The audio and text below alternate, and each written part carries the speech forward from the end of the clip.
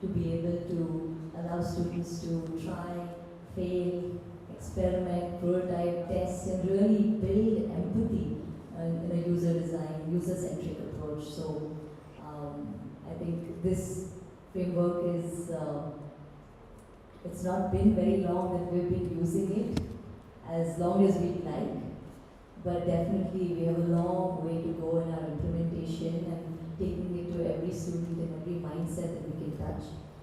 So I'm excited that and honored that the chapter could be launched on our campus, and also want to take this opportunity to wish all our partner organizations who have so passionately driven design thinking to their organizations. I only wish with this chapter launch, India would make that difference to the next billion and the next many billions, and India can drive innovation. And this chapter being formed here is going to be a landmark achievement.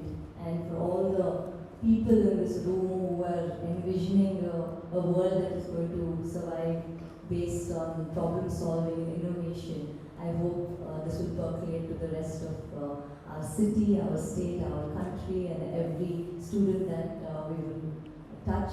So I wish this chapter all the very best, and thank you to the team for putting it together, and thank you to all the decision makers, passionate thought leaders who are all here to make this landmark day possible. So thank you everyone, all the very best.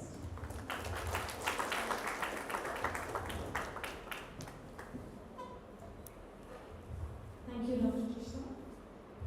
We will now have a traditional felicitation to our chief guest of the day, Professor Uli, and I request our dignitaries on the dais to help us in facilitating and welcoming and thanking Professor Uli for being with us today and starting the India chapter.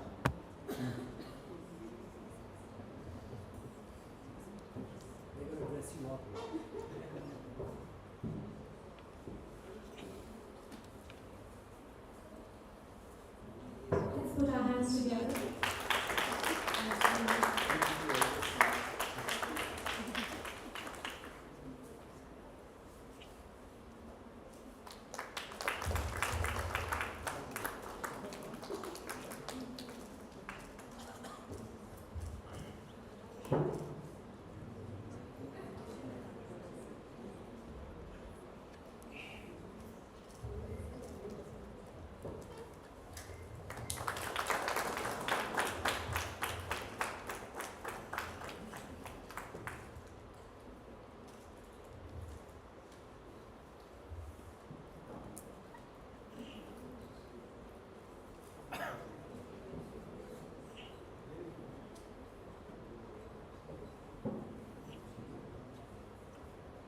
Video minutes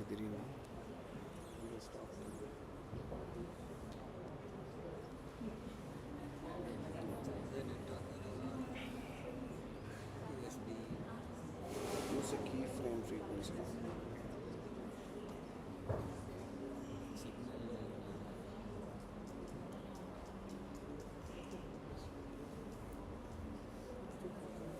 Thank you very much. This marks the end of our inaugural of the launch of the GDTA India chapter. We will now be beginning our keynote address. We have three amazing keynote speakers from the industry, from academia, and from design, here to share with us what design thinking can do, not just for you and I as academicians, but for the world, in aim to transform today, tomorrow, and the future. So I kindly request our dignitaries to be seated or speech. No, there is nothing. Send.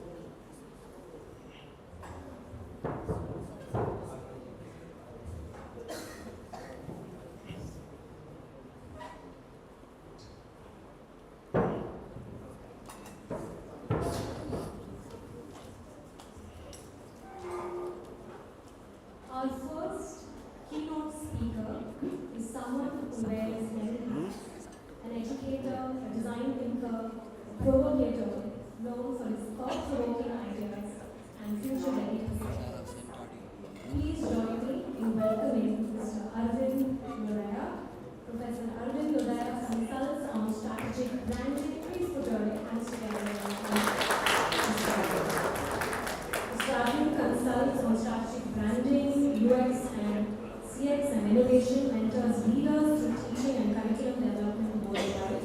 Currently, he leads a systems fellowship program at CMR Foundation and serves as an advisory on the board for the Future Founders School, the sustainability platform with which he works with.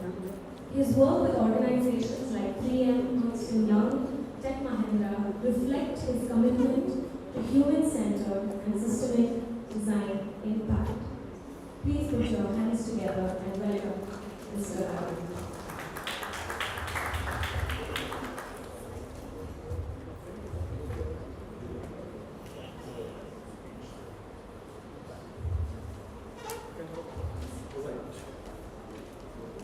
The SM58, SM58. Yes.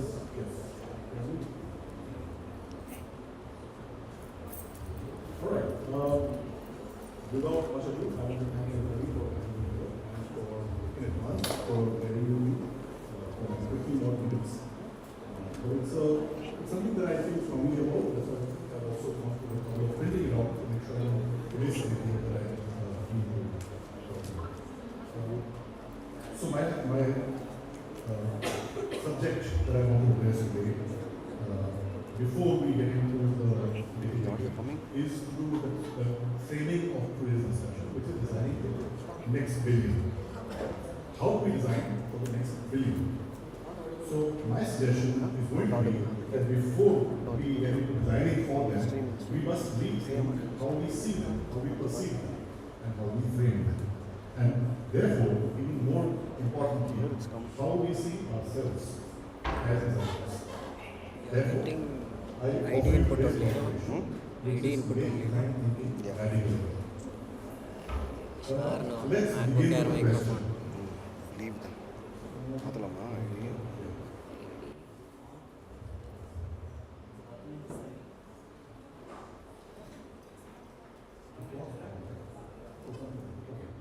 Okay, that's thank you. When you hear is the next billion, what comes to mind? Like most people in our ecosystem, design, innovation, ecosystems, we would imagine a demographic. We would imagine an emerging market segment. We would imagine the uniquely connected. We would imagine mobile first users, the base of more. We might think of them as untapped consumers of financial services, of healthcare, mobility, healthcare, and so on.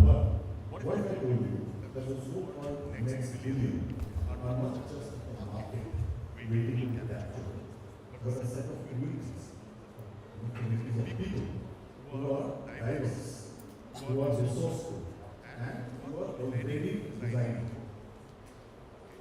People in their own ways who have been innovating, surviving, resisting, and bringing alternative futures long before our design schools or innovation labs found them.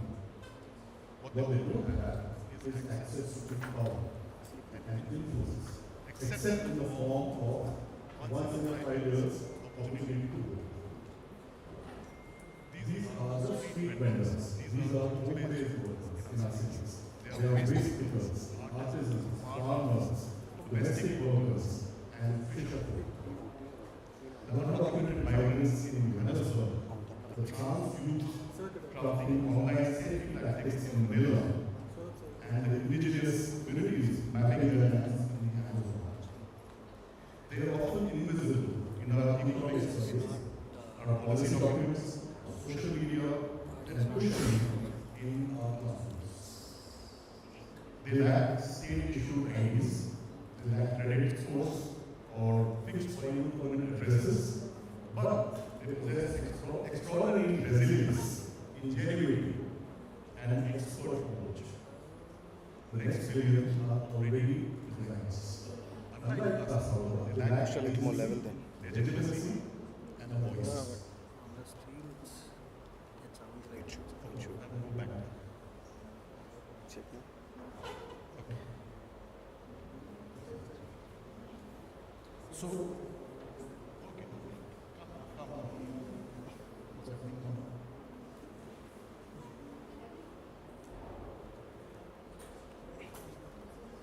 Okay, sorry about that. Let me keep going regardless. If we are to design with them, not for them, then we need to reckon with the roots of our own discipline, that is design. Design thinking, long before it was a post-it laden 5-step framework taught to corporate innovation labs, emerged from radical traditions. In the 1960s, systems thinker Herbert Simon spoke of design as devising courses of action aimed at changing existing situations into preferred ones. Preferred by who? Preferred by us, the people, by communities. Victor Papanek, in the late 1970s, called out the design profession for serving only the wealthy and challenged us to create for the marginalized, for the disabled, for the displaced. Participatory design in the Scandinavian context empowered workers to co-create the very systems that they used. Indigenous methodologies, feminist design, and community-led practices have for centuries been ways of designing with care, reciprocity, and relationality. These weren't just incremental processes. They were radical because they questioned the status quo, not just in what was being made, but who got to decide what was worth making, whose knowledge counted, and which futures were possible. And yet, somewhere along the way, we diluted that radical edge. As design thinking spread globally, it was gradually absorbed into business schools, corporate innovation frameworks, and startup cultures. What began as a way to reimagine systems became a tool for optimizing user flows. Empathy turned into a checkbox. Participatory co-creation was reduced to occasional user interviews. Systems thinking shrank into customer journey maps. Impact came to be measured by how many people use the app, not by how many lives were transformed. As design researcher Uli warns, contemporary design often produces entrepreneurial citizens rather than equitable societies. It asks people to adapt to broken systems rather than redesign them. And the world outside our post-its and personas, it's unraveling. Climate emergencies, mass displacement, digital surveillance, deepening inequality. Yet, we are still prototyping menu options and tweaking engagement rituals. This is why we need to make design thinking radical again. Here's something we don't say enough in our design thinking class. Design is always political. Most design outcomes are win-lose. Only the rare and fortunate ones are win-win. Every decision, what to frame, who to ignore, who's in the room, what questions are asked carries values. When we pretend that design is neutral, we allow the status quo to go unquestioned. The bias in the game that determines who wins and who loses does not change. And neutrality is a privilege that the next billion cannot afford. Their lives are shaped by systems of exclusion, by caste, by gender, by migration status, by land rights, and precarity. To genuinely design with them, we need to shift from neutral facilitation to active solidarity. Interestingly, the most resilient and contextually sophisticated design practices already exist outside our formal design vocabularies. In India, concepts like jugaad or repair cultures and informal networks aren't mere frugal hacks. They are living systems of community-led innovation. The repairer in a Mumbai by-lane, the craftsman preserving jolobil weaving in Chiapas, the waste pickers cooperative in Pune, these are designers of their own context. The global informal economy is valued at over $12.5 trillion and involves over 2 billion people. In India and across the global south, it shapes how cities function and how people survive. Yet it remains invisible in most design discourses, except perhaps as a mess to be cleaned up. We must not merely study these systems as case studies. We must recognize them as legitimate, vital, and dynamic design traditions. Integrating them into design pedagogy will revitalize our discipline and perhaps save it from itself. To design the next billion also requires recalibrating the geography of knowledge. Too often, innovation flows from the global north to the global south, filtered through corporate or non-profit frameworks. But the most contextually grounded, adaptable, and sustainable solutions emerge when communities collaborate directly. South-South learning networks between informal working organizations in India, community tech labs in Nairobi, and participatory urbanism in Medellin are already doing this. These alliances challenge not just northern hegemony, but also the hegemony within the South, between urban and rural, privileged and marginalized. Indigenous knowledge systems, often dismissed as traditional, offer sophisticated design methodologies from the Anishinaabe philosophy of Gimme Iggy Women, which is translated to we are exchanging gifts, to the Maori concept of Mahitoi. These practices emphasize place, relationality, and collective well-being. In India, tribal communities work vernacular architectures, craft ecologies, and graphic languages support resilience, sustainability, and dignity as outcomes, not necessarily money or profits. These are not static heritages, they are evolving and living ecologies of design, outside of the corporate, consumer, globalized, colonialist political economy and culture. A key shift we must make is moving from empathy to solidarity. Empathy, while well-intentioned, can remain distant. It can position designers as well-meaning outsiders. Solidarity requires standing alongside, even when it's inconvenient, even when it costs us something. It demands a redistribution of power, of who addresses problems, who proposes solutions, and who benefits.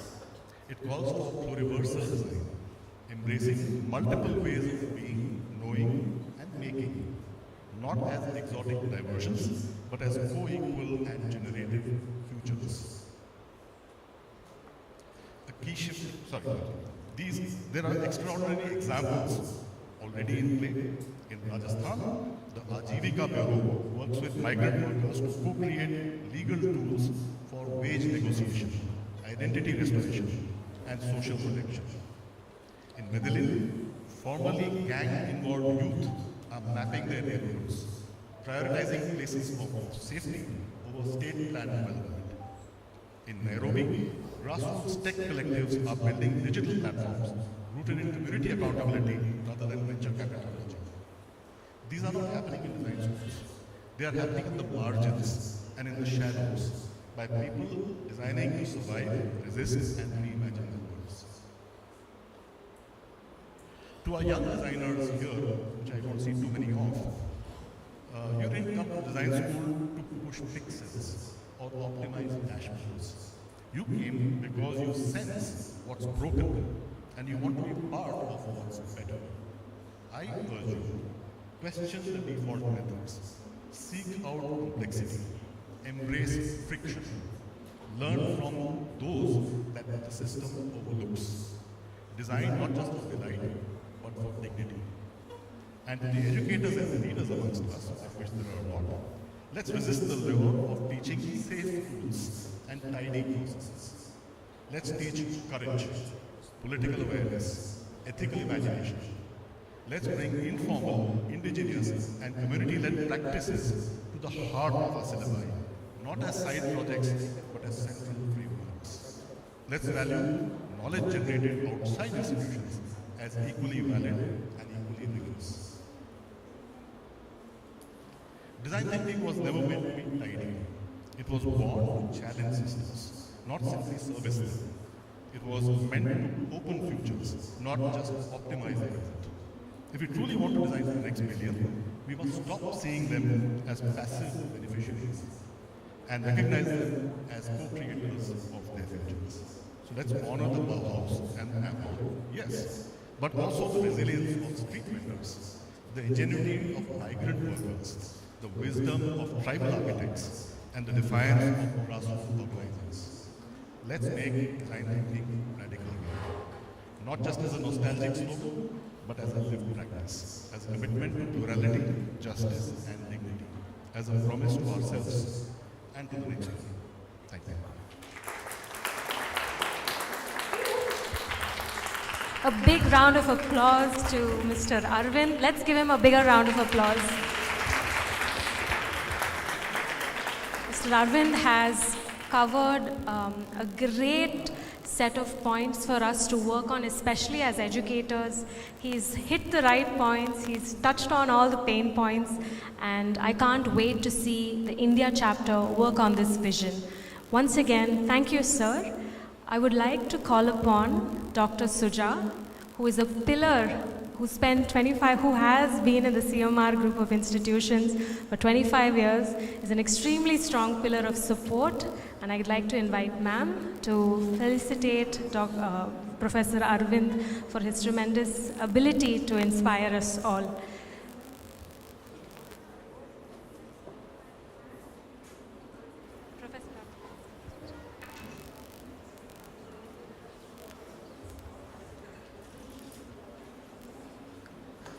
Round of applause once again. Thank you.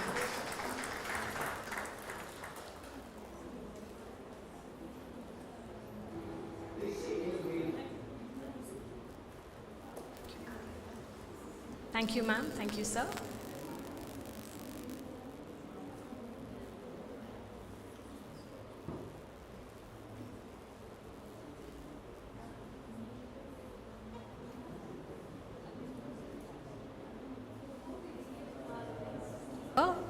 We will be playing a short video. I'd like to encourage you all to please watch the screens on your right and left before we introduce our next speaker.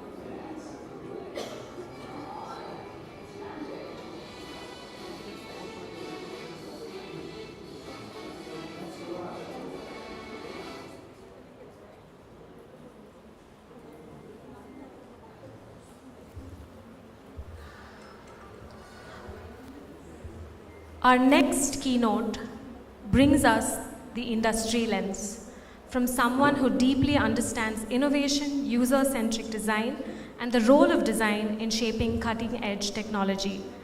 Dr. Anshuman Awasthi is Senior Vice President and Head of Powertrain Engineering at Mercedes-Benz R&D, where he also leads the award-winning innovation program, Innovation Engine 4.0.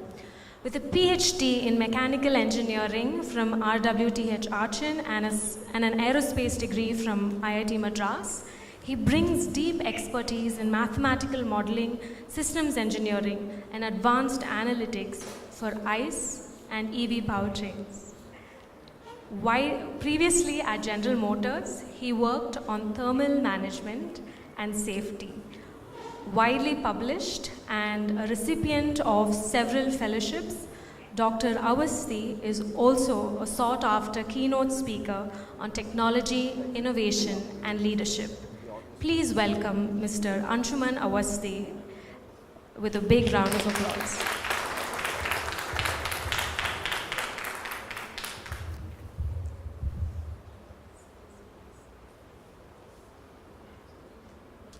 Somebody did the job for me.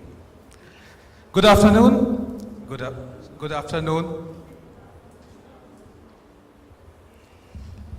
So, yeah, I think I should stay here. Better.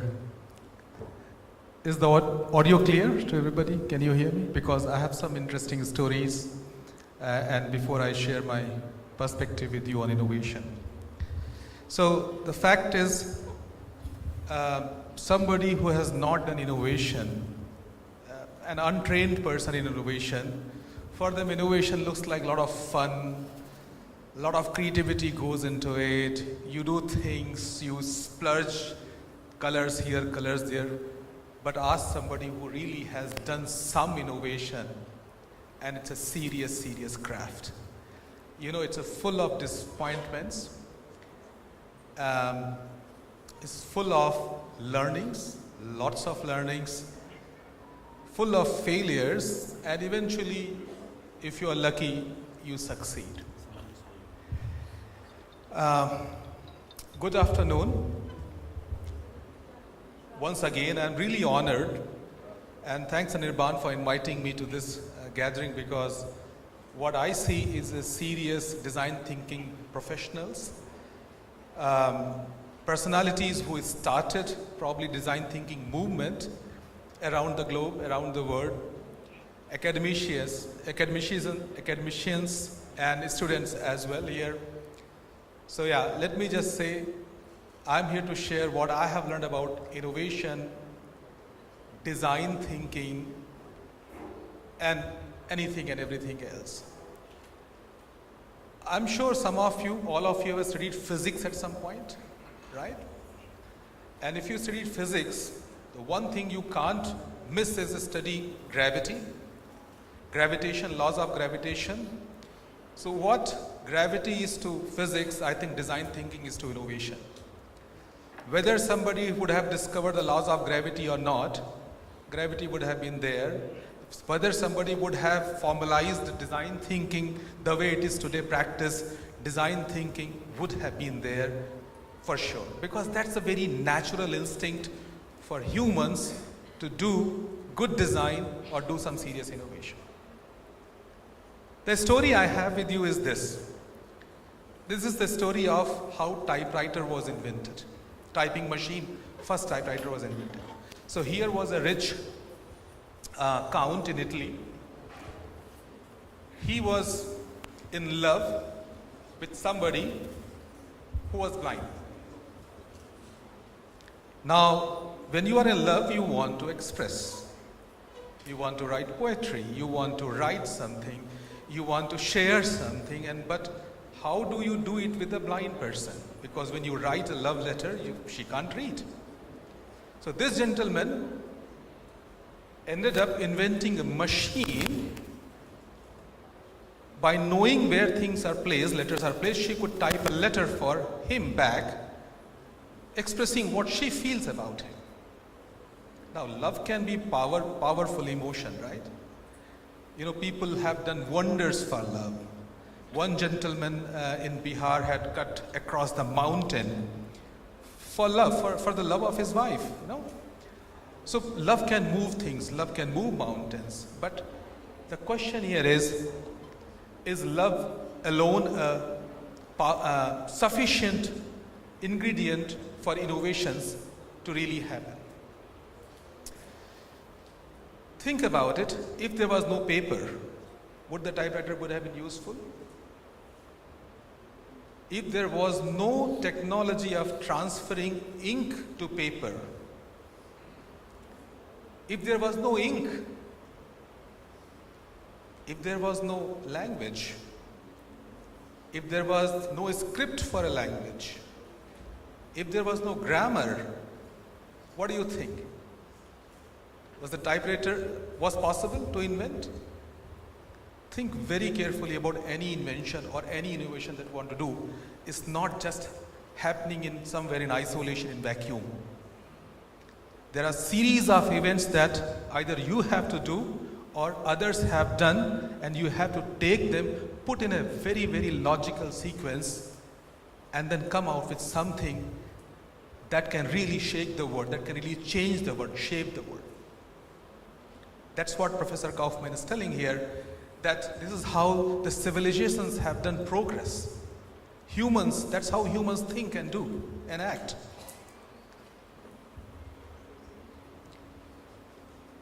So, is job to be done statement good enough alone? Is knowing the pain points of customers alone good enough?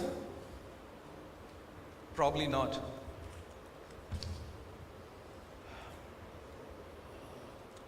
So humans generally know what they really want, and they try to make sense of the sequence. So if you look at this, humans were mobile using horse carts, bullock carts. Horse cart here because it has a story for us, for Mercedes. So let's say, if somebody has to think a faster way of movement, because the logical thinking is faster, bigger, better, smaller, thinner, thicker, but it really takes a kind of magical leap in thinking to question the paradigm itself, that do I really need horses here? If I have to go from A to B, can I not do without horses? And that's right what I think Carl Benz did when he thought about how should a human society really move from A to B. Now it's not an easy thing to think like this. Only few evidences you will find in human society who have really done this. For example, a phone really has to be crappy in doing everything what it does? Steve Jobs asked, right? Back then, phone's only job was to make calls and probably do one game called Snakes, right? And then also you didn't have the reliability whether this phone will do this, whatever it's supposed to do. And today, phone is probably as powerful as a supercomputer. So this approach to the thinking is really, really important here. And at times, Professor Kaufman's approach of logical extensions doesn't really work here. So you might have to identify some evidences here that what will happen. So, in this sense, when you experience something like this, what you saw in the previous slide, innovation is like magic. Because you have to wonder, how the hell did it happen? If anybody who practices magic here, magic tricks here, you know that again they don't happen in isolation. For a magician to be a good magician, they have to have really inventive, innovative mind. To use all the laws of physics in a manner that it creates an illusion, it creates a wonderment inside you. Wow, how was it done? So please, that's where in my practice of innovation, what I have realized, it's at times you're just like, how the hell did you think about it? How the hell somebody's thinking that, okay, what is needed? For example, when you look at this fish, what do you think of it? If you're an engineer, if you're a normal person, you may think many things, right? But an engineer at Mercedes thinks about, wow, that's an odd shape. What can we do with this? In 2005, this fish became the inspiration to design a concept car called Bionic with the least amount of drag resistance ever done, 0.19. And at that time, the car which was being sold with the least drag was General Motors EV1, had a 0.195, and the form factor was really odd. Compared to EV1, this car was really, it can take 4 people comfortably.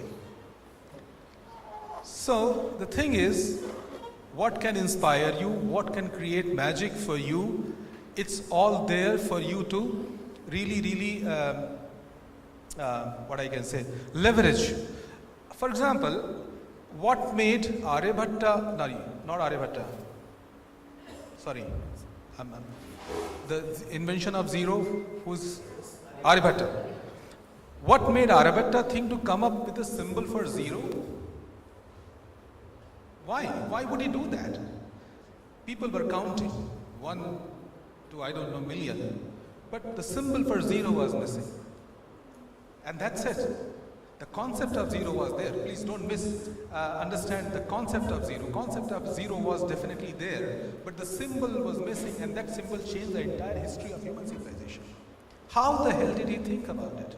I really don't know. I mean, if anything can give an answer about that, I would be really.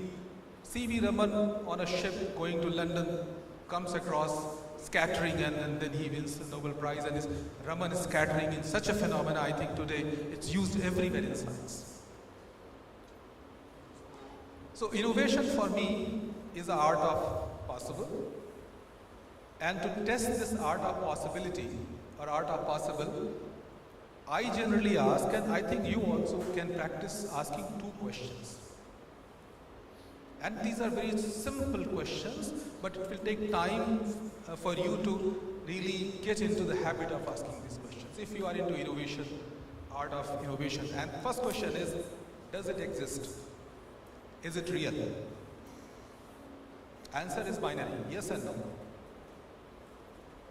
Right? Second question you have to ask, could it be otherwise? If the answer to both questions is no, give it up. For example, travel light faster than the speed of light. Does it exist? Let's try this. No, right? Could it be otherwise? Do the current laws of physics tell us? Could it be otherwise? No? Give it up. It's not worth trying. But if the answer to the first question is no, answer to the second question is yes, that's where you need to hit. Does it exist? No. Could it exist? Otherwise, yes, please go for it. And that's why for us, for me, in Mercedes R&D here, we call it innovation as the art of possible, and this is what we practice. Another myth that we have been busting in our organization is that innovation has a lot to do with creativity. And I want to talk about it in this gathering here. Yes, it does, but very little, or maybe at a later stage. For example, how many of you do music? Serious music?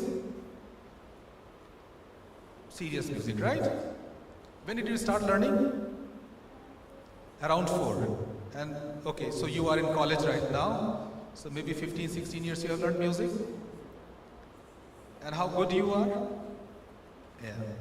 It takes years of practice of the grammar of the music to say, I'm good.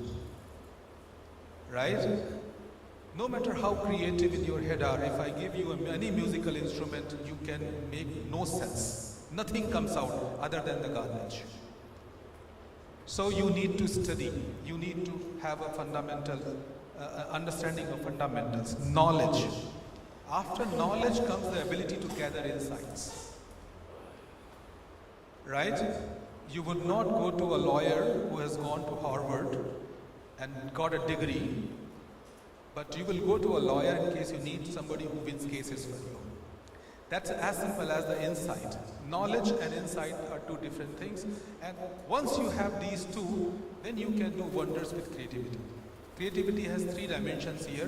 One is how good you are at perceiving things. Are you observing, looking around? How good you are at imagining things. Can you imagine a breakthrough? And then, of course, are you a dreamer? Can you dream of something? And then you put these 3 things, that's creativity. And then if you use them in the right logical sequence, you will again come up with amazing inventions and innovations. And I really like what Professor Dreyfus says here, that our greatest strength is not our ability to follow rules, but because we have perspective, we care about things. And I think innovation has to be about this, that it has to care about humanity, it has to care about society. Somewhere deep down you have to think, we have to think, are we making this place, this world a better place for everybody, especially those who are the most disadvantaged. Not for those who are already have everything, but those who really need your help you through innovations. I really have lost track of my notes, so I have to now depend on my memory. Now this is the good time to introduce technology in innovation. And the one technology which is changing the way we are doing innovation is AI. And I have put few news clippings here, including one which I wrote 2 years back, where we said that Gen AI can do engineering design. And we were the first company to do it because Gen AI was being used for creative designing, creative sketches. But for engineering design, where you say, here is your design space, this is the strength I need, this is the performance I need, can you design a component for me?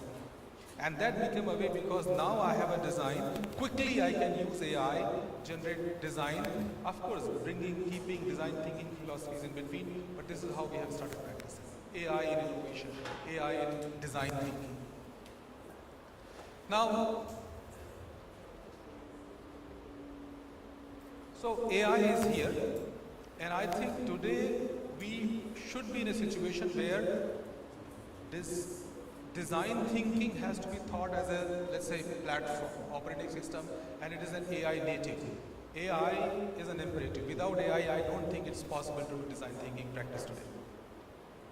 So, this is what I wanted to show here, a little bit on a lighter side. So design thinking, all of you know, and then let's bring AI a little bit here. One click. And what I did, I wanted to do quick prototyping. So I had a portrait of Raja Ravi Verma, and then I wanted one of my good friends present in the audience in that picture. So I just told AI that I need my friend there looking like Raja Ravi Verma, and then AI did a wonderful prototyping like in seconds. It's always like that, right? You're more photogenic. All right. So I don't have to teach, educate you about design thinking. All of you are an expert here. So what I will do, I will definitely talk about how we are practicing AI in design thinking. So the first thing we are doing is we are using AI to augment the insight generations. Tons of data is available. We are really using AI, large language models. We are using Gen AI, we are using neural nets, we are using deep learning, machine learning to generate those insights. Of course, the human connect is important because ultimately we are designing things for humans. And this is not the thing that only we are doing. Every other company today is generating insights using AI, and I think this is a really, really fast and very good way to gather real-time understanding. And you can do it today across the globe simultaneously. Think about an e-commerce platform which is selling goods across the world and generating customer insights, behavior insights using AI. Then of course, define phase is always about sticky notes, a lot of intuition in design thinking, but you can leverage AI there and you can start looking into the patterns and say, okay, what is that making sense? And we can accelerate that phase very fast, right?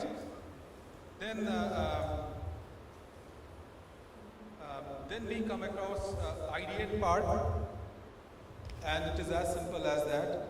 Ideate means using AI, you can again think about what has worked in the past what has not worked in the past, what has worked for person A, person B, person C, and with AI again you can really accelerate. Then we come to prototyping part, and I gave you one example. It was really quick for me to write few prompts, and I had my good friend Anuman as Raja Ravi Verma, and I think it's really possible. AI has, there are tool, what is called Sketch2, what is it? Sketch2 code from Microsoft quickly generate sketches. You have tools like Replit, Windsurf, Cursor. If you have an idea today that I really want to develop this product and you want to see the wireframe quickly, just write down the prompt. Of course, you need an architect sitting next to you. Discuss, write down the prompts and give 30 minutes to Replit, and your wireframe or your product is ready. Why shouldn't I use it? We are using it. Why wouldn't anybody use the AI to get this done? Design of experiment, when we come to testing phase. You know what is design of experiment? Why do we do it? Because you have hundreds of tests that you need to do. You bring an algorithm, identify corner cases, and you bring down number to a tractable number where humans can handle it. That's called design of experiment. And you try to cover all corner cases. With the AI and compute power, I don't need to do that. Why can't I test with brute force? Why can't I use AI for split testing? It's a very popular thing in software, and if you want to testing of UI UX, A to B testing or split testing. Today we are using AI for all these things. So for us, design thinking is like AI native, and it has to be for everybody else. Okay, so the question here is to the community,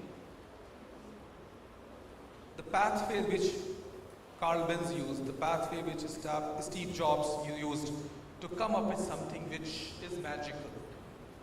I don't think we really need to go that far back or that far in future.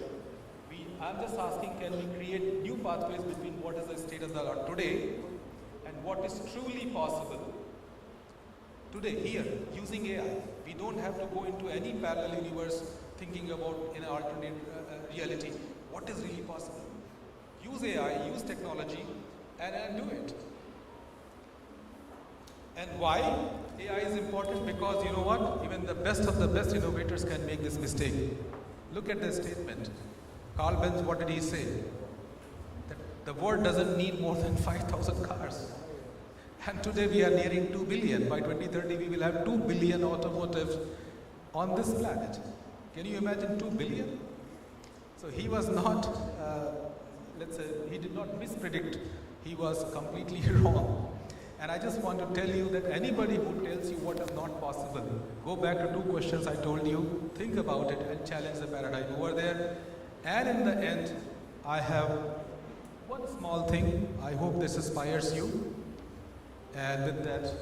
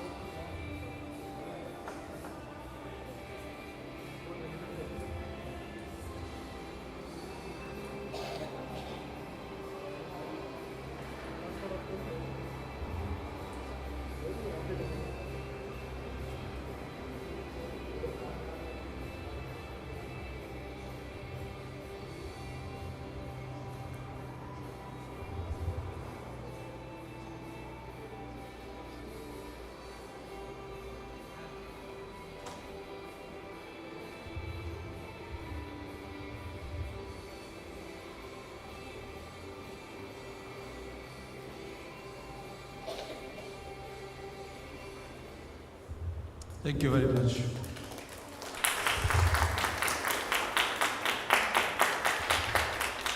Thank you, sir. Big round of applause to sir. He has not only inspired us with what he does, but he's also addressed the elephant in the room, which is what AI can do in the time where we talk about design thinking changing the world. Thank you so much, sir. I now call upon our head of the Department of Common Core Curriculum, Dr. Mateen, to felicitate Mr. Anuman.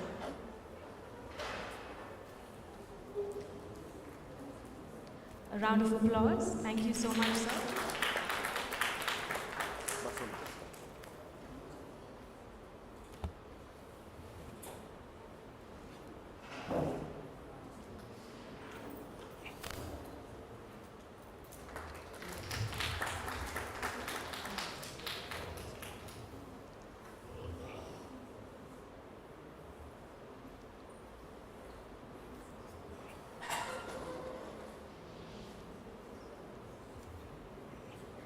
And now we will hear from someone who beautifully represents the academic edge of design thinking, bringing global perspective and insights from all across the world.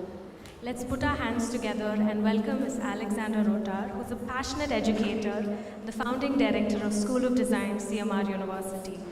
Please put your hands together in welcoming Professor Alexandra. Thank you. Well, that was some introduction. Thank you very much, Shirley. A small comment. While I love Mercedes, and I drive one, for what I'm going to present now, I really wish it wasn't there. Because design thinking really does require us to go beyond the roads that Mercedes was made for, and especially here in India. I will just request the clicker and my presentation to be ready. Small introduction before we start with this. So the School of Design at CMR University is by far the youngest. We are just 3.5 years old, and this is our motto. We do not restrain ourselves to just being designers. We believe that we are capable of more.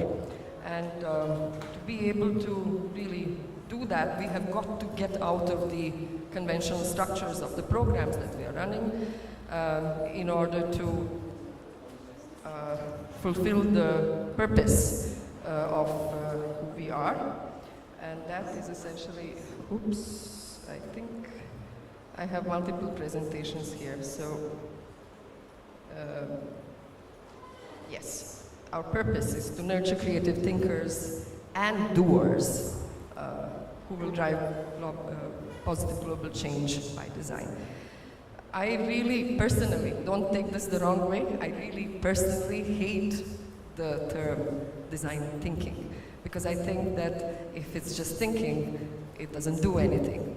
So I really do believe in the part which prompts us to do rather than just think.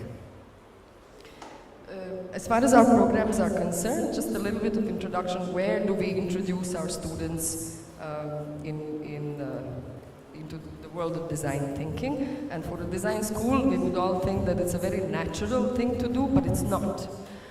Because design schools also have the imperative to teach many different skills and technology which are relevant for specific industries that are out there. So it's not us who are dictating what is being taught, it's you who are out there who are dictating what is required to be learned in order to have students come into the industry and be useful as designers. So design thinking is introduced in year 1 when we are also exploring who the student is. And we are answering these questions, we're creating frameworks for our students to answer questions of who am I as a person and who am I also as a future designer. And then we get into all the rut of building the competency for the industry and making them on par with the standards of requirement today.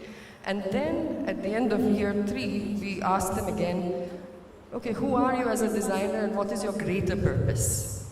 And of course, these are some of the topics of their final projects that they have to work on in year 4 to become designers who perceive design in its greater purpose, which is essentially us as human beings in this environment.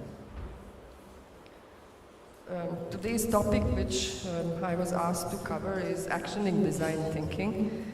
And what I would like to talk about is how do we do this both inward and outward within our personalities and within our communities. As an add-on to design thinking, which is being taught at CMR University, and that to thousands of students across all of the schools, not just at the School of Design, but across all 9 schools of the university. This is our additional journey, and this is a journey inward.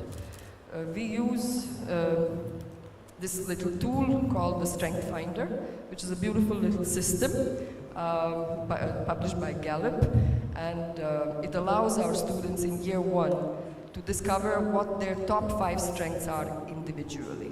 And I think that's a great gift. And if somebody handed over this gift to me when I was in my early 20s, I would have probably turned out a very different person today. Not that I'm complaining, I'm very happy about who I am. Do we have a tech problem? I think we do. So it's a journey inward, which is equally important as the one which we take in design thinking as the journey outward. The process which we follow in design thinking is the one that talks about how do we function with the world around us, with the environment and the people. Whereas this little tool is really about trying to change who we are by establishing first who we are.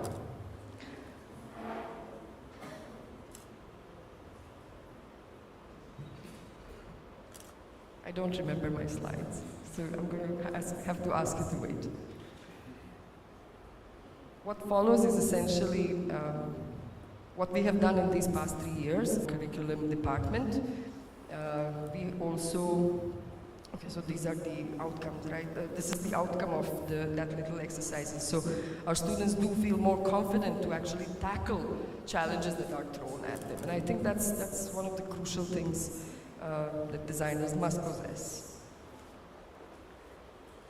Okay, so when we are looking at outward, and when we are looking at how do we address the billions, you, me, people here sitting, we are not the billions. The billions are actually out there in rural India, and we are a small part of it. And the way we live, the way we think, our requirements are very different than of those that we have visited and we have tried to understand. So our school has established a program, which is a beautiful extension of the course that is being conducted here, and it is the Rural Immersion Camp, which is driven by design thinking. We are not doing this by ourselves, we are doing this with an NGO here in India who is essentially helping us connect with different organizations across the country, starting in Karnataka and I'm hoping across the country.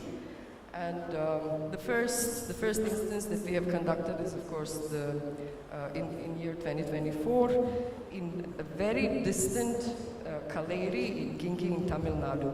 Why have we chosen this particular space? Is because, India as an NGO has its headquarters there, and it's a serious problem, right? And so taking our students into such areas opens their eyes. Most of our students come to us from urban environments, right? Being in a design school in India is still a privileged position. So to open their eyes, we take them to remote areas to really understand that there are greater challenges than figuring out what you're going to order on Swiggy today, right? These are some of the processes that they have undergone, and so they have found opportunities. I don't want to call them problems or challenges, I want to call them opportunities where they can possibly offer design solutions for specific challenges that this village has faced. So we have taken 5 days, 42 students. We have conducted about 100 interviews in that village, and we have mapped the village. We have created an insight of 6 wicked problems which are difficult to eradicate. Some of them as simple as alcoholism, which is a behavioral problem.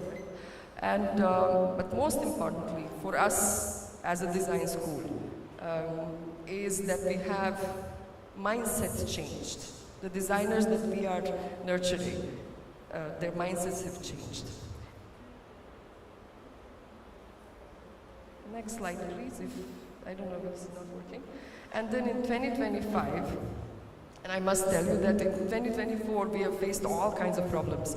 So here we don't have the challenge of changing the world yet. What we are doing is just changing the mindsets of our students to look beyond their own environments which they are used to. Because perhaps designing the next Mercedes is not going. In the first tour which we have attempted, we have faced all kinds of problems with our own students, where they have refused to sleep in a particular kind of a room or eat a particular kind of food, or their expectations were very different. And then we have looked into all those issues in the next slide, please. I'm going to have to ask you to change this for me. And so we needed to understand how do we slowly change this without actually getting very aggressive with them, right? Like you have to. It's not you have to. You should want to. So bringing the component of nature and paying attention to nature during the design thinking process as a part of the design thinking process is something that has actually opened them up as human beings. Next slide, please. There is a concept in India which I deeply believe in practicing, and our spiritual and mental alignment really depends on it, and that's done, and it's work. Work is noble. And so putting our students into situations where they need to work on very specific things and getting their hands dirty changes the mindset. Next slide, please. Finally, the activities and the outcomes that we were seeking through this process became much easier, and students became much more receptive to actually find out what is happening around them. So I would say that before we attempt to solve the bigger problems around the world around us. So next slide, please. Next slide, please. The outcome was not much bigger than what we have done in the first round, but it is something that is more structured now. And so we are looking at not just changing the student mindset, but also structuring the program in such a way that we invite students from around the globe, and also give them the opportunity to understand what does it mean to design for the next billion in India. Next slide, and that's me. Thank you so much. Thank you, Professor Alexandra. I would like to invite Professor Uli to felicitate Professor Alexandra for giving us her insights into what design thinking can do through the Rural Immersion Camp.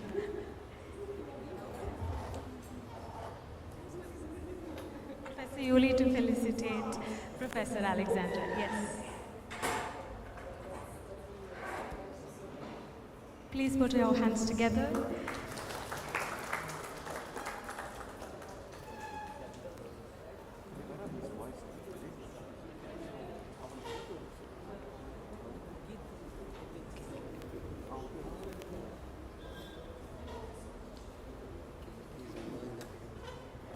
Thank you, sir. Thank you, ma'am.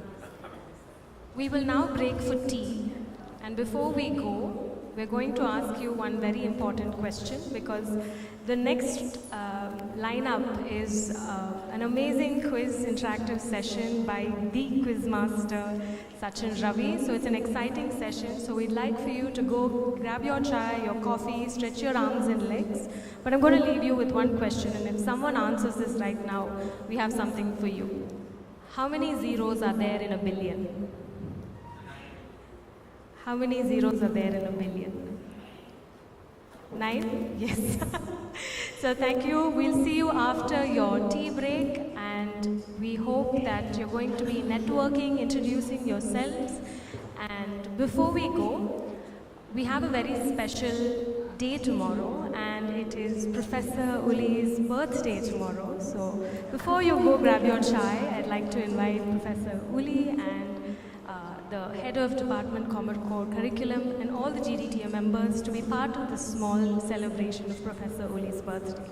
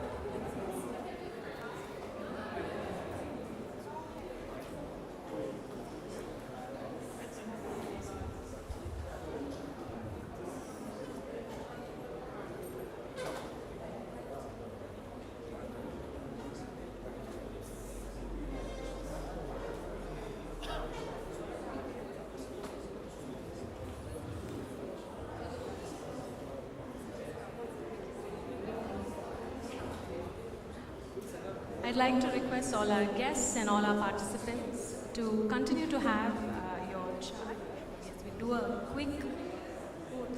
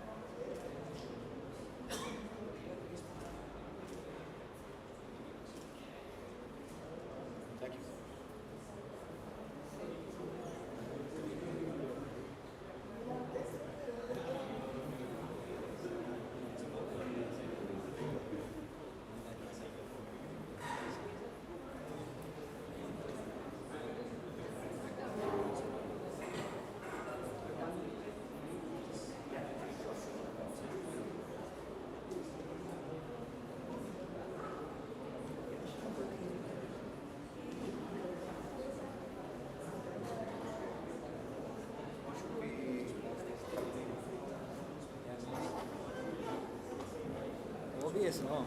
OBS, we'll add that poster. Yeah, add that poster. How do I add that poster?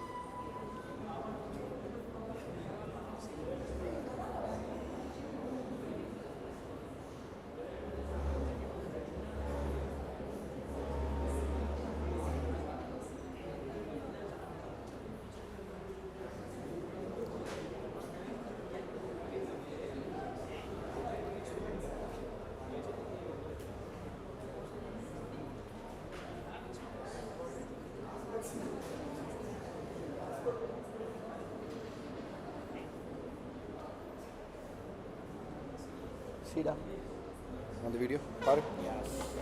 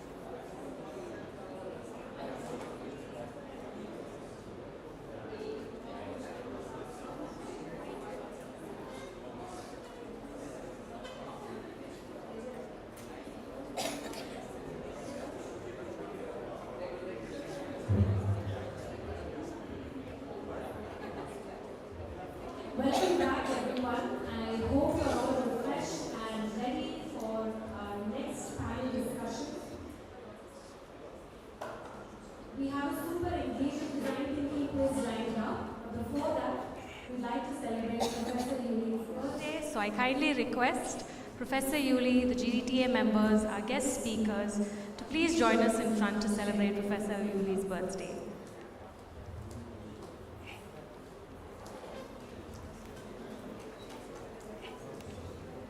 ये keyboard रहा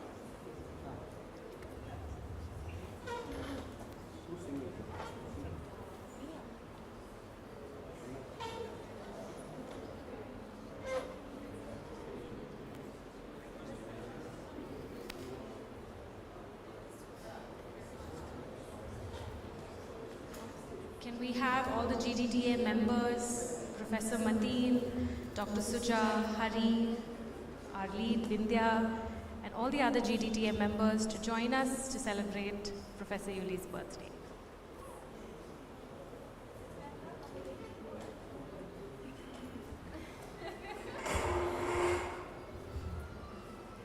We have a small cake prepared for you. So, oh, it's Professor Uli. It's also your birthday, which is something we just found out about. So we're sharing this cake with our with our founder of Painted Skies, Mr. Anuman, and Professor Uli. Can we have Geeta ma'am from SNS Institutions join us on stage?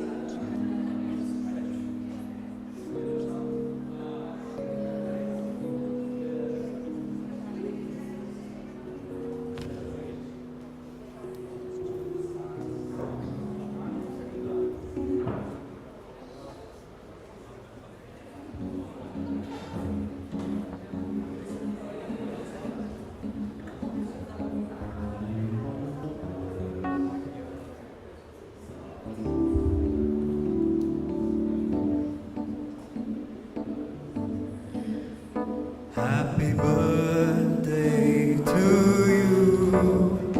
Happy birthday to you. Happy birthday, Professor Uli. Happy birthday to you. Happy birthday to you. Happy birthday to you. Happy birthday, happy birthday, happy birthday to you.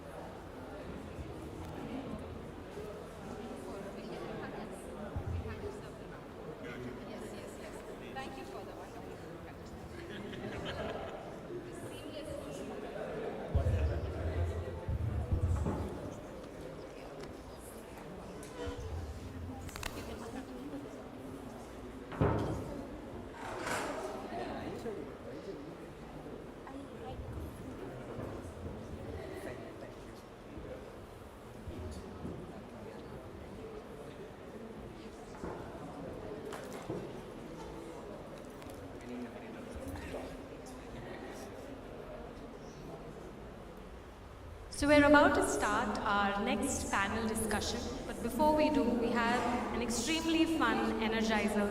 Please put your hands to welcome the co-founder of Q Shala, the Quizmaster, Mr. Sachin Ravi. Round of applause for Mr. Sachin. I'm sure you're going to have a fantastic time. Thank you so much, Shirley. Thank you for that warm introduction. Good evening, everybody. Can I get some energy in the room, please? Can I have a good evening, guys? Okay, you guys have had lovely food. Can I have a louder good evening, please? Fantastic. We'll work with that. So my name is Sachin Ravi and I'm going to be taking the next couple of minutes to run a couple of questions on the themes that are particularly important to the GDTA, which is around innovation, sustainability and the like. So if there's anything that you know about a Q-Shala quiz, is that all the questions aren't the variety where you get in your exams and you feel miserable about them. These are fun questions you can figure out and work out the answer to, alright? So the questions have clues. You'll either find some text in bold, you'll probably find some photos, some images, some videos, some text. All of these are to your benefit to figure out what the answer can be, alright? And take a guess. So we have some chocolates. I've got my volunteers, amazing volunteers from CMR who are going to be giving a small token, a good sugar rush for you for getting an answer right if you get the answers right to these questions. So just raise your hand and I'll make sure go around the room and take guesses from you guys, alright? So questions appear on both screens, to my right and to my left. This screen acts a little funny once in a while. It's probably had a little bit to drink, I don't know. But this screen definitely works, so please keep your eye on the screen to your left, alright? So a little bit about us. So Q-Shala is in the business of storytelling and asking questions. I literally ask questions for a living. I am a lawyer by training and profession, but I've been in the business of asking questions and conducting quizzes for the last 11 years. So when we heard about this incredible event happening for the launch of the India chapter at the GDTA, we thought what better way to energize and engage the lovely people here in the form of a quiz, and that's why we're here. So hopefully you like what we have in store for you. And if there's anything interesting you remember about us, the organization that's conducting this quiz, we've had the fortune of conducting a quiz in all the 7 continents on the planet. That includes the Antarctic Peninsula. That's my colleague Shubhadeep there. Let me clarify, this was not a virtual or an online quiz. This was a physical quiz that my colleague had the chance to travel to. It was something part of the 2041 expedition. I'd love you to check it out. It's an amazing expedition that anyone actually can go ahead and participate in as well. So that's my colleague Shubhadeep who'd gone for that. That's just a little bit about us and for you to know that you're in safe hands. Alright?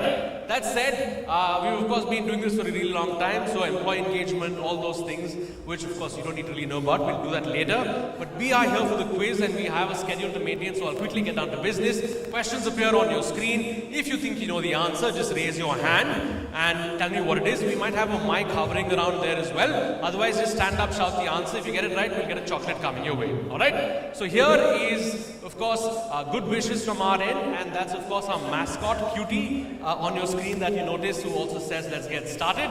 So here's the first question on your screen. Alright? So there is a book called Network Thinking. There is an organization called Terra Tools. And you've got the Film University of Babelsberg and the Communication University of China. All of these clues, so the author of this book, the founder of Terra Tools and these 2 universities are associated to a person. So I'd like you to tell me, who do you think we are talking about, or what is the answer to this question? Who wants to take a stab at it? Who wants to raise their hand and take a stab at it? Yes, she seems a little, yeah, go ahead, you can tell us what you think the answer is. You think it's Uli? Why do you think that's the case?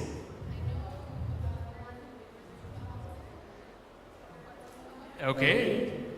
And he was a professor at the Communication University of China. He actually co-founded a company called Terra Tools, which was the early precursor to what Google Maps or Google Earth really became. And he's the author of the book Network Thinking. So the answer, of course, is Professor Uli. So well done. Let's give her a chocolate. We thought it's an appropriate question to ask folks here. So Professor Uli was indeed the answer to this question. I think it's rather appropriate that we have a question on him in this segment. So here's something interesting. So we know that the theme is designing for a billion, India and the like. So since 2024 February, Indians can buy a ticket at an iconic monument via UPI. Right? It was launched in partnership with Lyra Network, a leader in e-commerce and proximity payments of a Western European country. Effectively, basically, if you want to go to this monument, you can use UPI to go ahead and pay and get a ticket. That's how far-reaching the prevalence and the impact of UPI is. That's so much so that you go to this Western nation, you can utilize UPI to go ahead and make your payments. Now the question is actually very simple. Which monument is this where you can go ahead and utilize UPI to go ahead and pick up a ticket? So to figure it out, it says iconic monument, and anybody wants to take a guess? Yes, Professor here seems to have an answer. Yes. Red Fort, that's a great guess, sir. I'm looking for something in Europe, so where you can go ahead and utilize this. So if anybody else wants to take a guess at it, Red Fort is a very, very good guess as well. Anyone else? So Anuman here guesses this is Eiffel Tower. You had a guess as well. That was your guess as well. I think we should give chocolates to both of them. That is absolutely the right answer. So if you were to go to the Eiffel Tower, you can now go ahead and pay for a ticket via UPI, and that's how prevalent UPI has become, so much so that it's globally available as a payment mechanism. So here's another question from a very popular show, a show that I particularly enjoy watching. It's called Top Gear, a show for gearheads and the like. And there was a special India edition that they had. It's called the India Special. And it featured Jeremy Clarkson, Hammond and May, where they were trying to outdo members of a certain organization in efficiency and accuracy in delivering across an Indian city. So while the Top Gear presenters did so with their cars, their competitors stuck to their good old traditional cycles and trains. So who were these compeers of Top Gear competing against in a bid to outdo them in efficiency and accuracy? I think anyone knows the answer here, so I'm going to come to him a little later if nobody else here has an answer. So take a guess, guys. In our country, these are people visiting from abroad. They're like, hey, who really is incredible at being efficient, being accurate, and they use cycles and they use trains to deliver something, and this is specifically in the city of Mumbai. I see Vindhya has also raised her hand. I see Professor raised. Let's ask her. Yes. The Dabbawalas, so the folks at Top Gear said, let's try to beat the guys who have a Six Sigma ranking for themselves, but unfortunately they didn't. That is absolutely the right answer. Very well done, Professor. This is the Dabbawalas, and we have a video as well.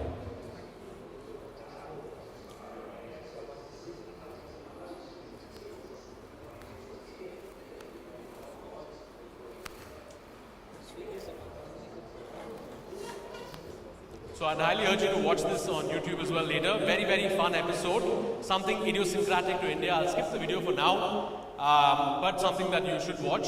Tells you about how we as a country operate at scale so efficiently for definitely close to 1 billion people. That said, this is a connect question similar to the one that we had with Professor Uli. I'd like you to connect all these clues on your screen to one common answer. So it says the puzzle of us all, and it says Erno dash. There's a surname that we've blanked out. There's that gentleman Erno on your screen on the top, and then you've got two other clues. You've got Leonardo DiCaprio being created in a certain form with a certain item. So what do you think connects all of this, or what is the common answer to this? Something that I'd associate with mental ability, dexterity, and and speed as well. So I've got Professor here who's going for it again. Does anyone else want to take a stab at it in the back? You guys know the answer. Lovely. I see his hand up. And your name? Sarvesh, where are you from? SNS. Sarvesh from SNS says that this is the Rubik's Cube. That is absolutely the right answer. Let's have a round of applause for Sarvesh. So that gentleman is the one who created the Rubik's Cube, and that's a book, of course, and that was Leonardo DiCaprio recreated in the form of painting with multiple Rubik's Cubes. So we thought, in the context of design, it's a fun question to ask, keeping away from other things as well. This is another interesting story, and I want you to tell me which city this is. So when design thinking met the unique challenges of rural India, this revolutionary solution emerged, crafted with deep empathy by Ramchandra Sharma, P.K. Sethi.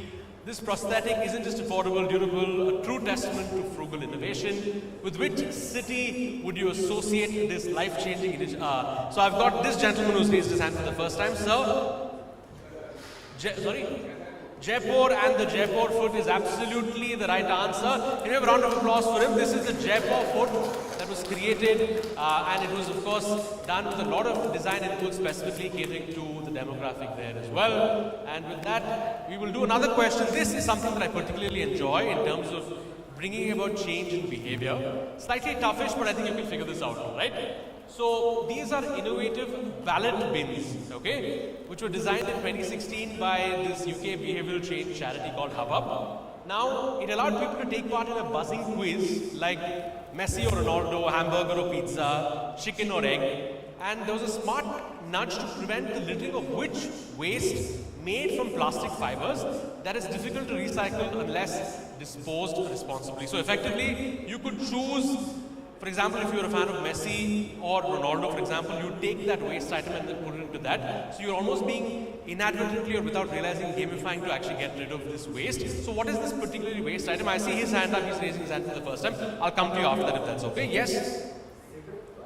Cigarette butt, what do you think, Arvind? Is that right? Absolutely the right answer. Very, very well done. So cigarette butts, very, very hard to get rid of, but almost found extensively on roads. So this organization came up with an innovative dustbin to basically have these butts put into that in the form of a game where you can choose, for example, if you were a fan of, say, a certain actor. Maybe in India, if you probably had something like Rajnikant or Kamal Haasan, I don't know. But things that you could do, how effective it is, we'll find out. But at least from the context of the question, was very interesting. So this is about a gentleman called Atul S. Pandey. He's from Pune, he's a graphic designer, and he's known for his work on logo design, alright? So he's known best for an entry that he did in 2010 about a logo that featured half a sun and included a fingerprint. Now, in the context of the theme that we have today, it makes a lot of sense to ask you a question about what we're talking about. So take a guess. What are each and every single individual in this room, maybe not everybody, most at least I'd like to believe, who have experienced or know what we're talking about, which has a logo that includes a sun and a fingerprint. That of course is the early prototype or version of that logo that you see on your screen. It eventually evolved into the logo that we know. So what guess do you have? I see a hand here. Yes, your name? Ayush, you're from which university? From CMR. What do you think the answer is, Ayush? Aadhaar. You're thinking that this is the Aadhaar logo, a fingerprint to represent every individual in the nation, and a sun as bright as ours. That is absolutely the right answer. The Aadhaar logo was what we were seeking. Well done. Your name was Ayush, you said, right? Can we have a round of applause for Ayush? That was a lovely answer from him. Well done. I'll do a couple more questions. On the eve of Earth Day 1970, the Container Corporation of America designed a competition to design a symbol that changed the way humans perceive something. Gary Anderson, who was then a student at UCLA, University of California, basically created this popular symbol, and it was inspired by a mathematical symbol called the Mobius strip. So I'll ask Arvind for this one, and then I'll come to your next one. Arvind, recycling, what is your guess? Same guess. So the good old sign or symbol that you have for a recycle bin actually comes from the Mobius strip, and that's what we were seeking. So reduce, reuse, and recycle. I think we should have some applause for the both of them. They're eating up all these questions here, Professor and Arvind. So well in that domain, I'm not surprised at all. Let's go to the next one and see what we have. Great, this is interesting. Okay, so a famous consumer company in India, this is an Indian consumer company. It's not so important that you need to tell me specifically which consumer company this is. You can tell me. But what's more important is I'd like you to tell me there was a purpose with which why they came out with these innovative chalk pieces, okay? And they wanted to do so because they wanted to build a habit, a healthy habit amongst children, especially in the Indian government schools. So they noticed that something was grossly lacking in Indian public schools, especially in government schools.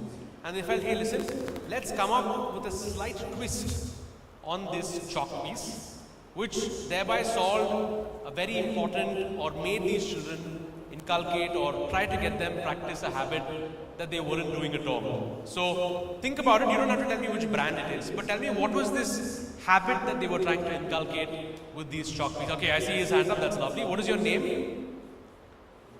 Purushottam. Yes, Purushottam, what do you think the answer is?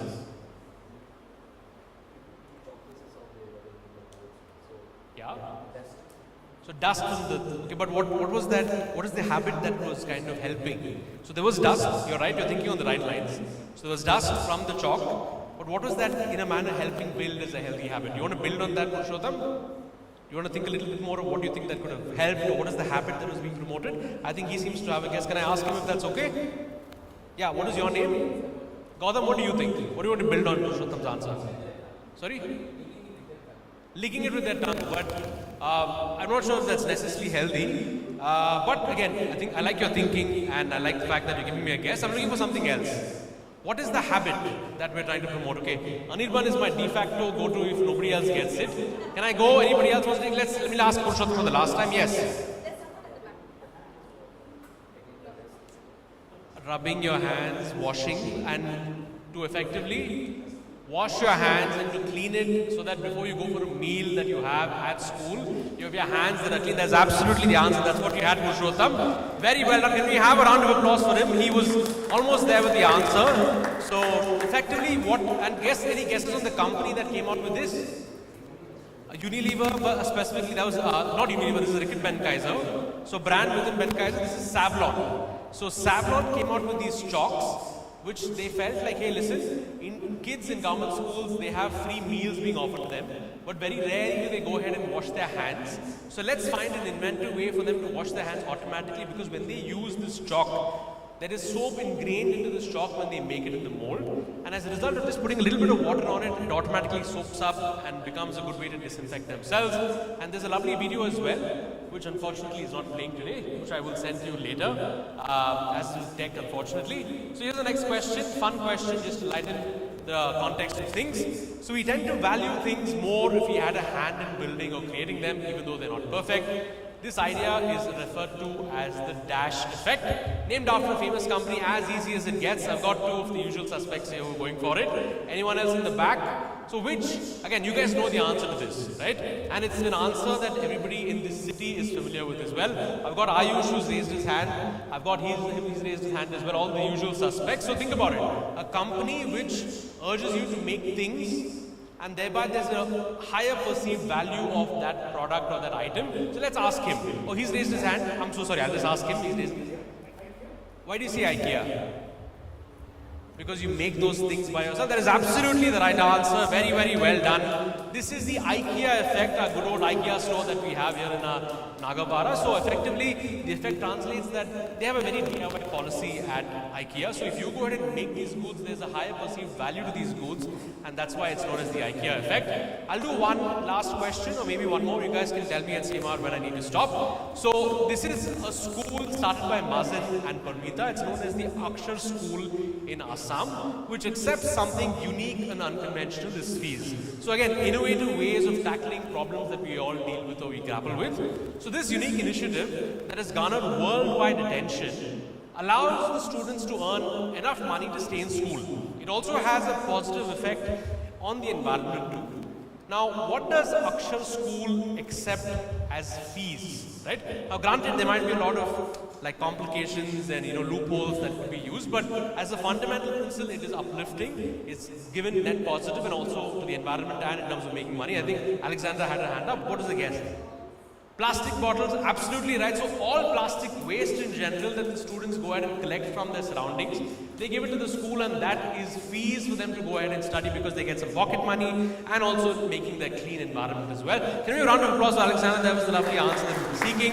So this was plastic waste, plastic bottles, anything on those lines. And with that, I'll probably do another question. And this is about Indian business. A gentleman called C.K. Ranganathan from the southern part of the country. So he is the founder chairman of Calvin Care, and he launched the Chick shampoo that I'm certain you would have seen in your stores at the very minimum at the Kirana store, right? But there was something that he pioneered in terms of a packaging concept that made this very affordable to the common man. So I'm going to ask him, he's raised his hand, the man with the chocolate bag. So he literally has to take it from one hand and put it in the other. So yes, what is your guess? The sachet that you have, so before everything was in huge bottles, and in India you need something much more commoditized, much more smaller, easy to consume, and the sachet, the concept of packing it in a sachet all came down to Mr. CKR, and so much so that you have hand sanitizers, everything going around from this. Can we have a round of applause for that gentleman? He gave us the right answer. And a chocolate for yourself, so you can put it into your pocket since you have the bag already. And one more question. So this is about a lady by name of Mileha Soneji. I hope I'm saying her surname right. She is a product designer, and she created something that can be easily placed on the ground and help people with Parkinson's. So people with Parkinson's typically have trouble with walking on flat surfaces or flat land, and as their perception is distorted usually, but they have no trouble walking up staircases as there's a pattern and there's some degree of familiarity with sort of pattern. So what was this innovation that Mileha came out with that helped people walk on flat surfaces, specifically those with Parkinson's? That's the question I have for you. So take a guess, figure this out. So if walking up staircases is easy for folks with Parkinson's, okay, I can see his hand is up, let's ask him yes. So printing 3D staircases on flat surfaces makes it easy for people with Parkinson's to walk is absolutely the right answer. Very, very well done. And 3D staircases is what we were seeking. With that, I have just, I think, 2 more questions. I think I'll quickly run through them anyway, since I've got this set here. This is interesting, especially for folks in an India context. So, in a fascinating twist of recycling, a certain material was transformed into durable hardboards by Kerala-based company Western India Plywood Limited in 2017. These repurposed boards were extensively used in South Africa's 2019 elections for ballot boxes, basically. And the source material for this was something that was rendered useless or abundant in 2016. So what was the source of this material that was used in South Africa for the election? So he's got his hand up. Let's ask him your name. Vishal, what do you think the answer is? So you're saying that when demonetization happened, all those notes that were completely useless were transported to other parts of the world and made into plywood, hardboard, etc. That is absolutely the right answer. Round of applause for Vishal. Fantastic answer from him. So demonetized notes is what we were seeking. And with that, I got 2 more questions and we'll close. In the world of sustainable innovation, Dr. Rajagopalan Vasudevan stands as a true pioneer. His indigenous method involves incorporating shredded dash into the bitumen mix used for paving roads. This groundbreaking innovation has led to thousands of kilometers of dash roads across those places, earning him the moniker the Dash Man of India. Sir, what do you think the answer is? Rubber is a good guess, but not what I have as the answer. Let's ask Nindya. Absolutely, just good old plastic. So shredded plastic is put into the bitumen, making it easier to get rid of plastic as waste. So well done, round of applause for Vindhya for getting their answer right. And of course, the chocolate coming away as well. And with that, I think I have 2 more questions again, sorry. So 2 innovators, Alfred Frieding and Mark Chavans, attempted to create a 3-dimensional plastic wallpaper way back in 1957. Now, they wanted to revolutionize the entire packaging industry, but something else altogether happened on account of this, which was founded by Sealed Air. So I'm going to ask Anirban to not just tell us the answer, but weave a story around it as well. Anirban, why don't you tell us what the answer is about, weave a story for us as well if you can. Bubble wrap. So you're saying that they wanted to make a wallpaper, but they ended up creating bubble wrap and it was used for storage instead. That is absolutely the right answer. Well done to Anirban. I think he should be conducting the quiz with me at the rate of the answers that he's getting. And with that, the last question that I have today, and I think it's the appropriate last question to end on. Mark Rober is a famous inventor, popular science content creator, known for his creative and innovative content. He recently visited India and, inspired by the nation's indigenous problem-solving spirit, launched a unique contest called the Mark Rober Dash Contest. Offers 5 lakh rupees to 10 winners, which can demonstrate the best examples of Dash. What clever, culturally resonant name did he give this contest? Okay, let's ask him. I've not asked him at all. Your name? Pavan. What do you think the answer is? So you're saying that this is literally a contest for Jugaad. I think everybody will probably get their eyes lit up. That is absolutely the right answer. A contest for Jugaad. And with that, we come to the end of the quiz. You guys have been an amazing audience. Thank you so much. So Q-Shala has fun quizzes that you can access in your inbox. 3 questions in the morning, 3 questions in the evening. That's Q-Shots for you. We also have a lot of content on YouTube as well. Fun shots and stuff. So I'm Sachin. I'm the co-founder of Q-Shala. That's my co-founder's number as well. So we do a lot of these types of quizzes across colleges, schools, companies, across the like. I hope you guys had a great time. You guys have been very patient with me. Big round of applause for all of you guys for being amazing participants. With that, I hand over the mic to Shirley for taking it up. Thank you so much. Big round of applause to Sachin. I think he brought the curious back into this slightly intimate group. With no further ado, we will be having our first panel discussion. And I'd like to invite Ms. Vindhya Sampath from Mindtree, Ms. Shri Harshita, our own BTech CMRU student, Mr. Anirban, the founder of Paint and Sky, Mr. Muralidhar Reddy, Director of School of Architecture, and Professor Uli to moderate this panel.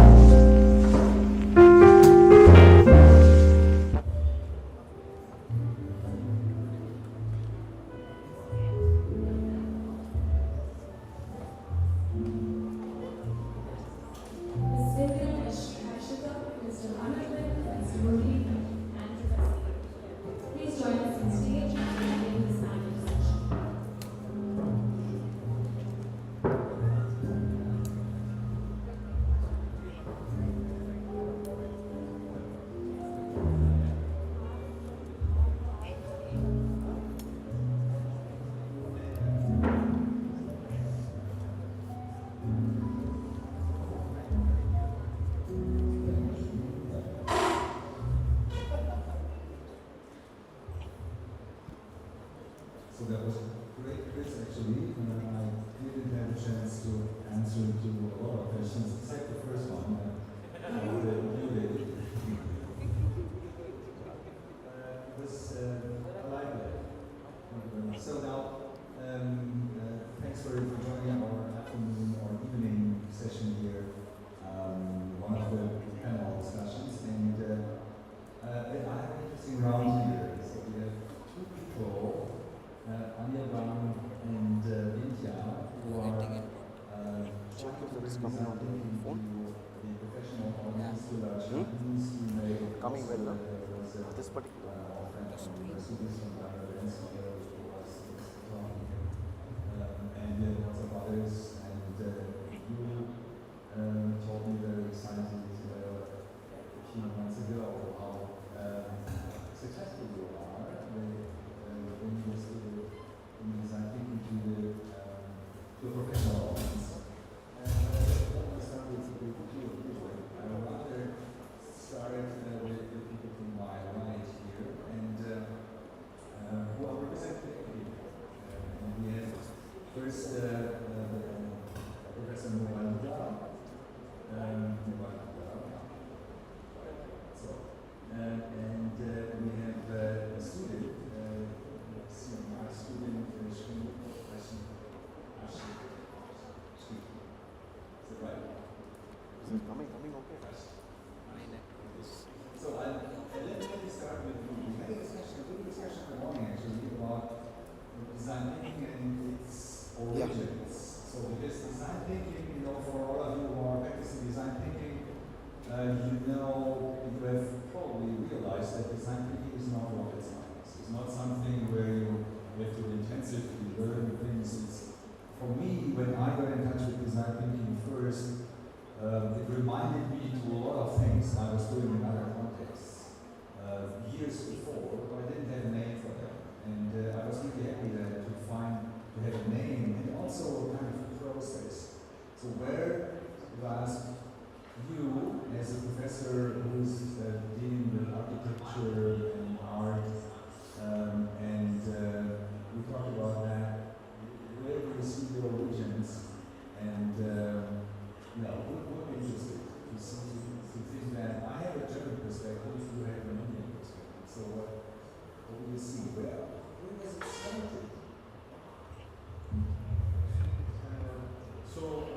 Then just before the video was saying that let us continue the conversation that we had in the morning, so I will continue.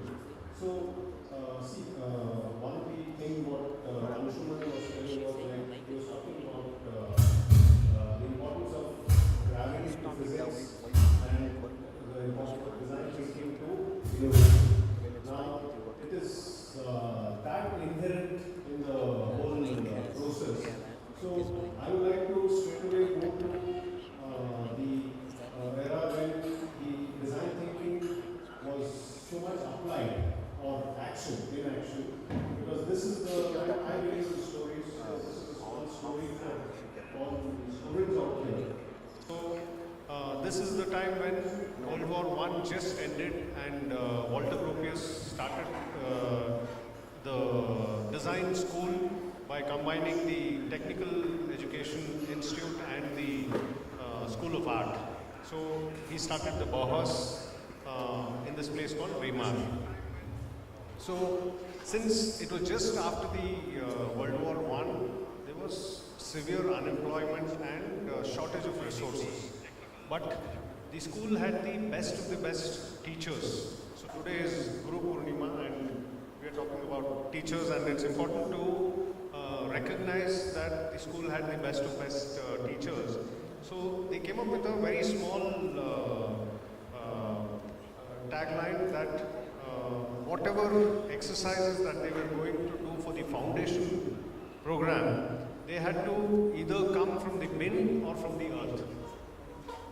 So, and those exercises were called free play exercises. That means they didn't have any end goal in mind, but it was about sensitizing. So, I would say in the recorded history of design education, it's Bauhaus.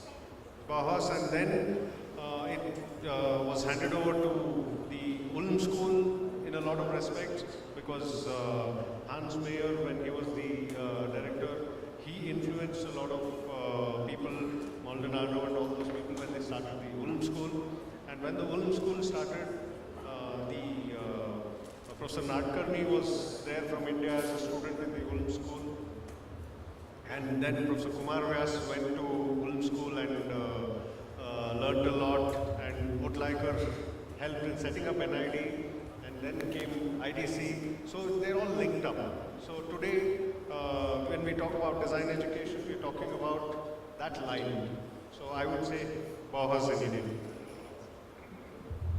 Yeah, thank you very much. That also lines up with what David Kelly told me. David Kelly was the guy who started the school at Stanford, and like 18 years ago when I met him first, we were sitting together and I asked him, so what was inspiring you to do this radical thing, to bring people together from very different disciplines and make a D-school, make something? And he was actually pointing to the Bauhaus. You know, he was saying, yes, it was the German Bauhaus, which in that form you were describing it doesn't exist anymore. So yes, there's still the arts, there's an art school, it's called the Neue Bauhaus, and but better known in Germany is now there's a DIY chain which is called Bauhaus, and that is unfortunately just the case. So, but moving from this kind of history, where did it come from? I would like to ask you, Ashita, how you are a student here, and you came to the place probably not knowing too much about design thinking, and then you're probably trained with lots of different other things. What happened to you when you had the first, do you remember the first getting in touch with design thinking, the first running through the cycle, and what was that and what did it do?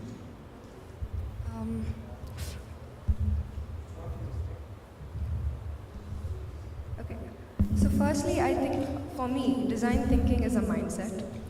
You don't just jump into a solution, right? You understand what the problem is first. So when I first got into design thinking, I used to just jump into solutions and just try to find out why this is happening, just figure out and just find a solution. But as I was taking through the process of design thinking, I kind of understood that the main thing you have to focus on is understanding the root cause of the problem. And I'm very fortunate that CMR University has inculcated design thinking from the very beginning of our course. And from the project that we've worked on, we firstly started off understanding the user experiences by understanding what they really want, so that we can deliver what they actually need and what can meet their needs. So I think the lack of understanding of what the user needs delivers very inconsistent results. So that's something I've learned.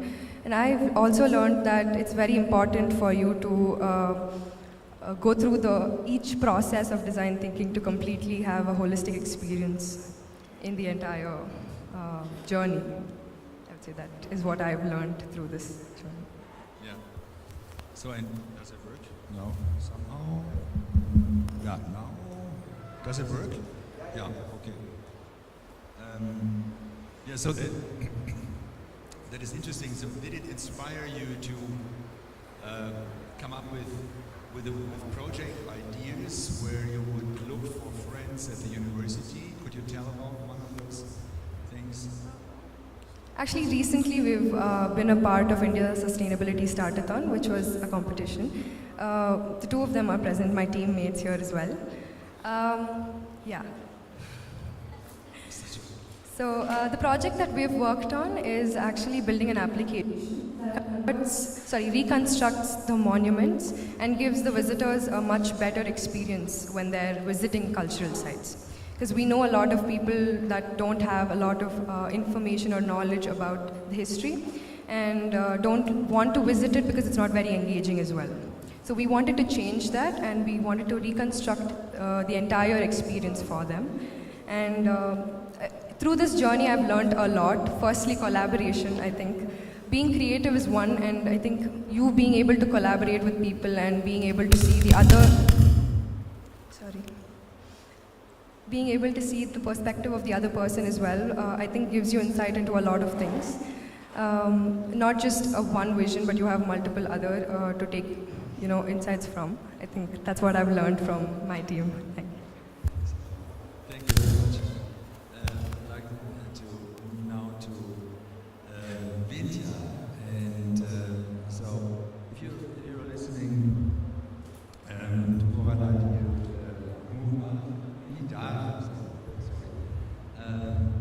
about the history, when you are getting first in touch with clients and you were dealing every day with people representatives of large companies and medium-sized companies, so are you referring back to that kind of history? Does that play a role in your argumentation that you're saying, hey, that's a very well-established thing, it has a long history, so how do you approach your customers?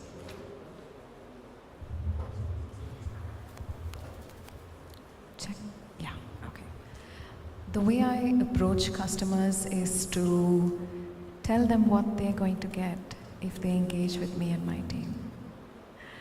I don't know if they really care very much about the history just yet, because in that first meeting, the job is to sell and to ensure that we are able to propose what the wins will be to them and what they can get out of that experience and what value it will add to them.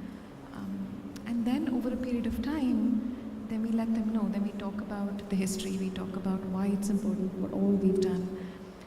What we also do is credentialize ourselves, talk about the body of work that we have as a team that we've done, talk about case studies that we've done, things like that, telling them that we've already done it and now it's just something that you're going to find value with, and that's how we approach it. Tell us a little bit about Mindtree, or background of your organization. You got in touch and you reached out. For me, Mindtree was a new company, and then I figured out it was a huge one. How many? 89,000 people that I'm responsible for them. That's your In this area of work, yes. So, that means so you are talking about history. You are talking about your projects you did. Do you talk about design thinking and all? Do you use the term, or is that something you are keeping in the back of your mind and you are just showing them your results, some very well done projects? Is the term, does it play a role? Yes, the term plays a role. We definitely bring in the term, Professor. What we also do is explain what the term means, because it's more about what is it that we're going to do every day and how we're going to work together to solve a problem. And we say the human-centered way, and yes, we say it's popularly called design thinking, sure, because a lot of people are familiar with it, especially our clients, they're familiar with it. And sometimes they ask, oh, is this design thinking? We say, yes, it is. And then we say, before I said it, you said it already. So yes, we bring in the term, and we also describe to them what it means and how they will be involved in the process of solving whatever they are looking to solve in that situation. And if you look back to the last, let's say, half a year or so, was there any organization, any company you showed your showcases and then they were saying, no, that doesn't fit to our approach, or there's one question, the other would be, where do you see obstacles, where do you see organizations not being prepared or not ready to make use of something approach? In the last half year, no, I haven't had anyone say no, but I think sometimes we go through this challenge where people say, I don't have time for empathy. I don't have time for research. Can we just get to the ideation really quick? And then we say, ideate on what exactly? And then they're stuck. And then they say, oh, so we have to do this. That is one challenge I've faced in that area. Another challenge is after, which is when you finish a design intervention, a design thinking intervention, and then when you have all of these ideas and you're ready to go, your prototypes are ready, bringing them to life is what really makes a change, because then you see lives becoming easier for people, right? Because we were trying to solve that problem. So sometimes people don't give us funding for that particular section. So then that's a problem. And then people lose hope. They say, you know what, I'm not going to give my idea anymore because my earlier idea didn't take flight. So that's another obstacle, I would say, which is after, but yeah. So that leads me to Anuman, who also runs his own company. He got his training actually at Potsdam HPI. That was after you got in touch with design thinking and you were coming to HPI and you were trying to kind of improve what you know in so you are dealing also every day with large companies and organizations. Did you discover any obstacles to improve, discover organizations and people were saying? I know that a lot of people are asking the same thing. Why do we get into this kind of cumbersome research stuff? Why don't we start just with brainstorming and then come to the end? It's much cheaper, we're saving a lot of time and we're done. Do you see the same things? Every day. Every day. It's screwed up completely. I'll tell you why. Yesterday, you're thinking of that, I'll tell you worse. Where you've come up with an idea. I think in the quiz we had that IKEA effect question, right? So you've built something in-house. You've come up with an idea. Now you look for a problem where you will fit that idea in. You will reject every other data point which negates that. You have massive confirmation bias. And then you will look for validation of that idea by selectively picking what supports your hypothesis. Then you will build the product around it. And then when it doesn't work, you will come back and say, I tried design thinking and it didn't work. So it is endemic.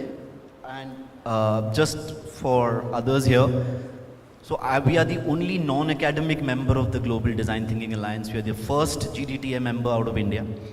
And yes, Julie, to your point, I actually studied design thinking twice. I was at Darden with Jean Liedtke in 2009.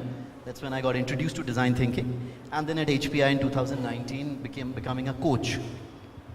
And I think over this year, over the last, 16 years, we have practiced design thinking across 18 countries, 100 plus clients. This is not an Indian problem, this is a global problem where we have no patience for rigor. We don't want to go deep, we want quick fixes. And the great challenge with that is that I think we are losing the sight. I mean, this attention economy thing that, we are so short on our attention. We don't want to go deep. So one of the things I heard, and I completely disagree with, is that design thinking to me has, to Murli, your point, we are losing sight of design. Why do we do it? It's not 5 steps to nirvana. We have to understand we're solving problems. We are really going deep to understand people, build things that matter. So I'll give you an example. Anshuman, who was here, Anshuman is my student. So we did a design thinking program with them. They came to us saying, we want to change employee experience at Mercedes-Benz India. I said, fantastic. How much time do you have? 4 hours. And he said, that's a little difficult. So they, to their credit, their MD is a guy called Manu Saleh, very lovely person. He said, so what do you need? I said, we need 4 months. So we did a 4-month project with them, and this entire India board sat with us, went through the whole program. And we ended up coming with a bunch of solutions that work today. It has changed the way employee engagement happens, employee retention happens, growth happens, etc. And it worked because of the rigor that they put in. And I think this is the key that we miss, that in corporate world particularly, this whole thing about design doing, which I think is utter bullshit. The world is full of badly done products. Clayton Christensen says 95% of products don't work in the world. It's because we haven't thought about it. It wasn't done with intentionality, it wasn't done through thought. It wasn't created with, I would say, engagement, rigor, etc. So today, we work with ABB, I'm going alphabetically to the World Bank. We help Swiggy's food delivery executives improve their experience, to Flipkart improving their seller experience. By the way, I'm not endorsing these brands, they suck at service. I'm not saying they're good, we just work with them. To companies like Delhi government, we did probably what we'll call the world's largest design thinking project. 1.5 million students study the entrepreneurship mindset curriculum as an outcome of design thinking research that the Deputy CM sponsored. So I think, to your point, yes, happens all the time. We need good sponsors. We need business sponsors. Often HR or L&D doesn't get it. You have to have somebody from the top saying, we want to change the culture. We want to build products that work. We want to improve services. Once you get that, you have a lot of opportunities to work. Other than that, yes, this is daily, everyday battle. Yeah, but you're fighting that battle. You both are fighting every day, and you're fighting it. But it's a funny battle. And sometimes you really convince the people, and then their eyes are opening up. So my question to you would be, what would you recommend if you look at a student like Harshita there? She's working hard. She's trying to get into this field. Her specialties, then using design thinking. So what kind of skill set should she work on most? I think for Harshita, Shri Harshita, right? You have an advantage of being young. Okay? Trust me. We are jaded and we are lost causes. Okay? We have been so indoctrinated with the old way of solving that we are unable to move past them. You are young, so good. You talked about mindset. To me, I think the BS that goes around in the world about design thinking is you do the 5 steps and you're done. Design thinking is not about 5 steps. Any 5-year-old can learn the 5 steps. Or you watch a YouTube video, you'll know the 5 steps.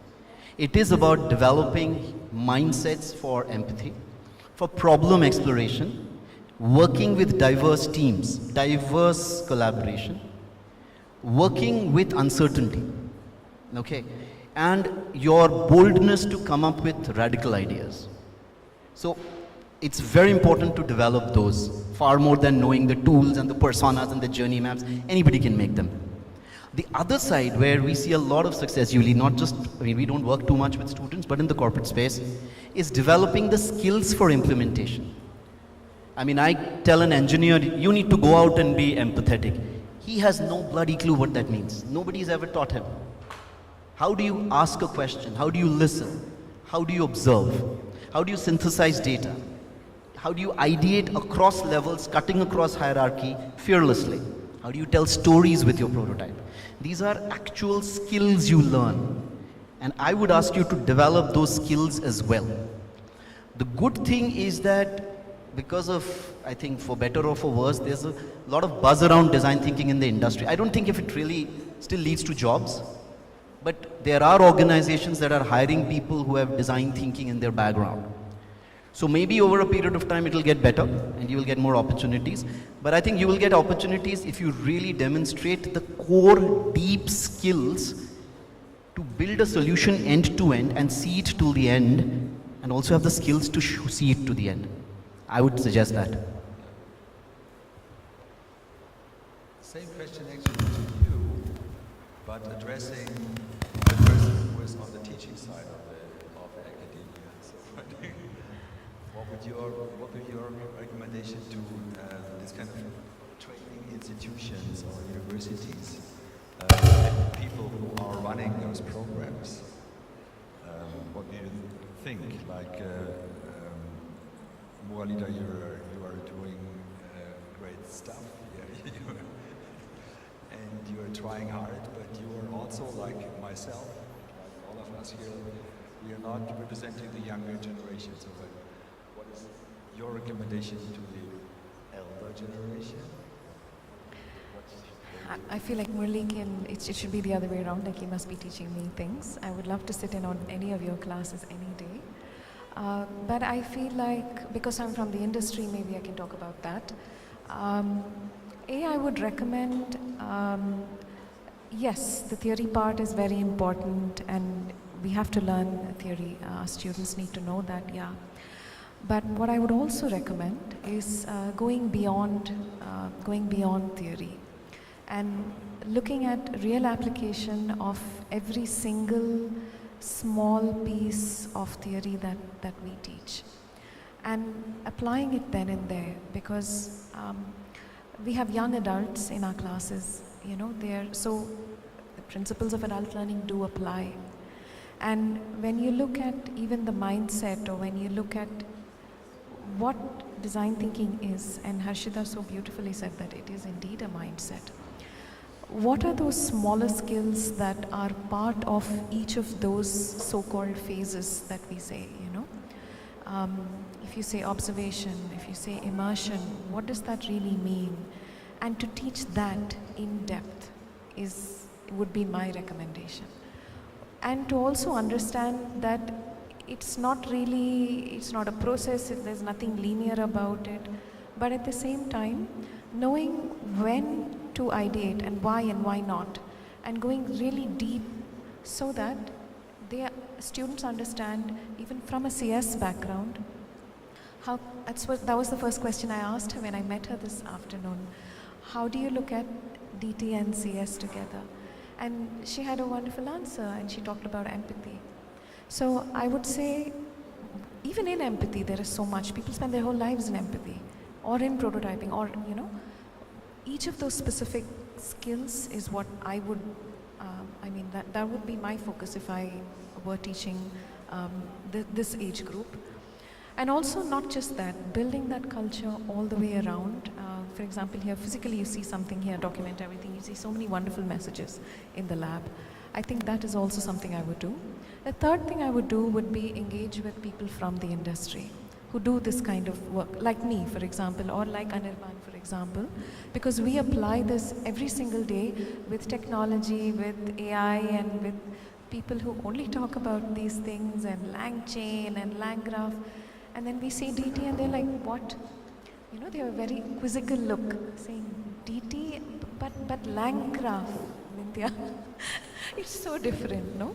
So then I would say, engage with these sort of people in the industry to see how is it really happening, get down into the details to help our students understand, if this is what I'm learning and I'm making products and I'm working in sustainability, how is this going to help me when I pass out with a CS degree, and when I'm rolled on to a project, whether it is services or experiences or platforms or even generative AI, how am I going to use DT literally there every day?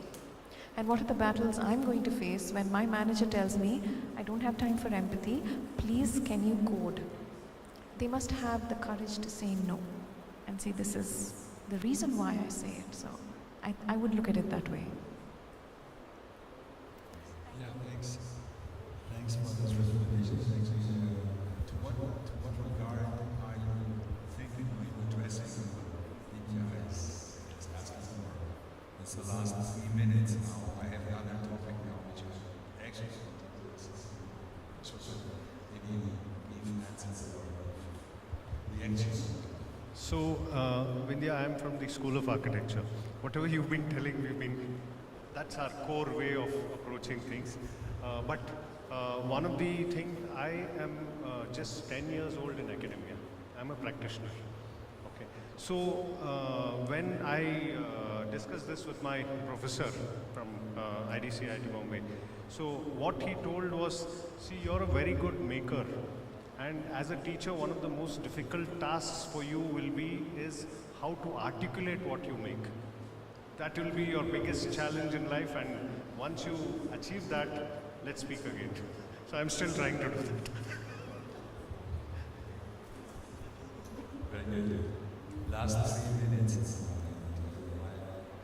My last question is to all of you, but I'd like to start with the youngest because you will be the most affected. The question is, how do you see the interactivity or the interaction between design thinking and AI? So how does AI affect your life as a learner right now?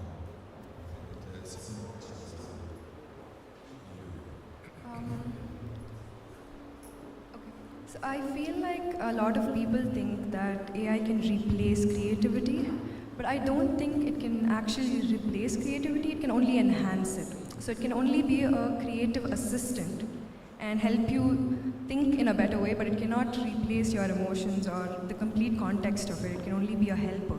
So I would say AI is a great tool to take help of, but it wouldn't necessarily completely take away the fact of creativity from you. I would say that.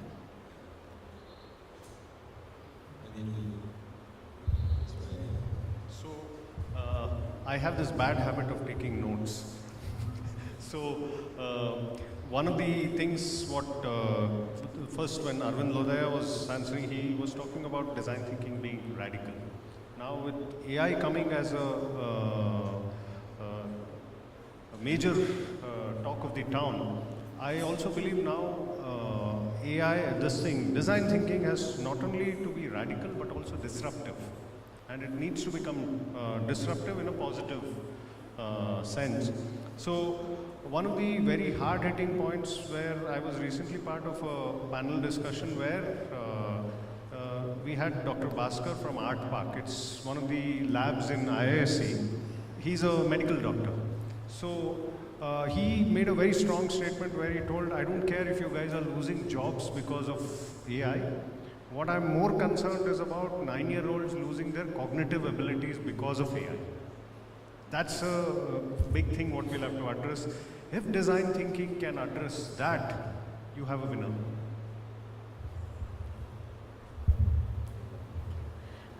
AI and DT? The question was AI and design thinking. Actually, we've been doing that quite a bit at work. Since last year, we've been early adopters of this kind of work, simply because our team is young and we're only 4 of us on our team, but the workload is really, it's a lot. So the number of empathy interviews we do, this is the practical thing, you know. It's a lot of inputs, I'm saying 10,000. Of course, I'm losing the cognitive ability to map 10,000 inputs, which I used to be able to do even until 6 months ago. But you ask me to do it today, I really don't know if I can do it very well. It's a point to worry about. Kept me younger. But every step of the way, we definitely use AI in design thinking at work. We're also working towards building tools around it. We already have a patent on it as an organization. We look at not just agentic work, but also regular just co-pilot kind of work as well, across every single phase. It's not always easy. There is definitely the human in the loop, especially with the empathy phase, with ideation, like Harshita was saying also. But there are some sections where AI definitely does help us have the output out sooner. And for people like us who work against deadlines, because you're working with clients and, you know, it's just easier that way. I welcome it. I feel like I don't know how I lived without it sometimes. I quite like it, but I love technology, and there's no escaping it, to be honest. So I quite like it. So, see, the thing is, AI is real, inevitable, damage done, blah, blah, all of that is over.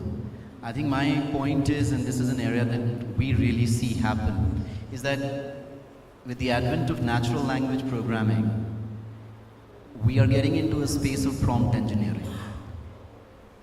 Prompt engineering will demand See, AI will do AI better. That's the way we see it. But your cognitive abilities to decode complex data, critical thinking, decision making, the ability to make sense of what doesn't make sense because of your intuition, would all go into designing a prompt that is more effective and impactful, and you'll probably get better outputs because of that.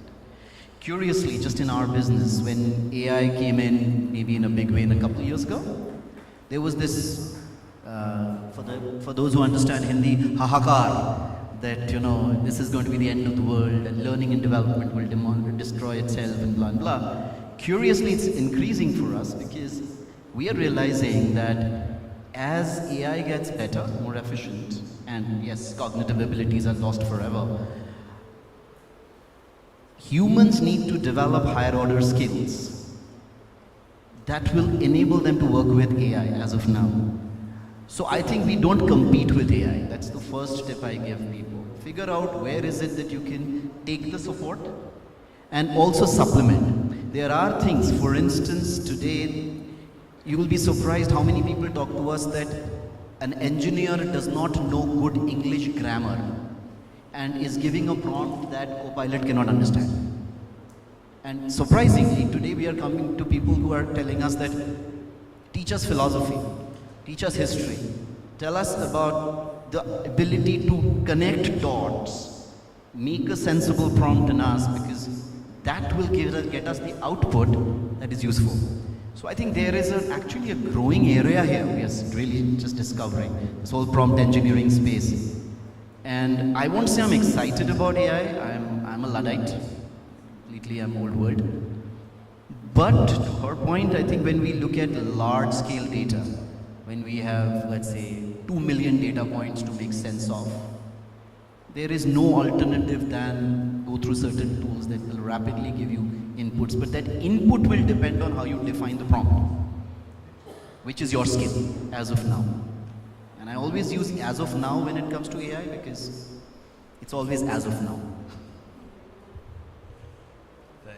Thanks to all of you, but also thanks to India to give us another 5 minutes. But I think I would love to end that panel here. Thank you all of you for your wise and valuable input, and we're moving to the next panel. So big applause.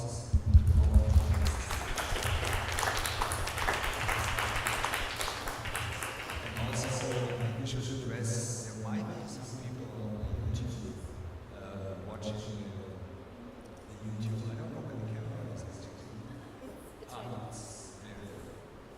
So greetings to people who are online from our side here at the CMR. I hand over to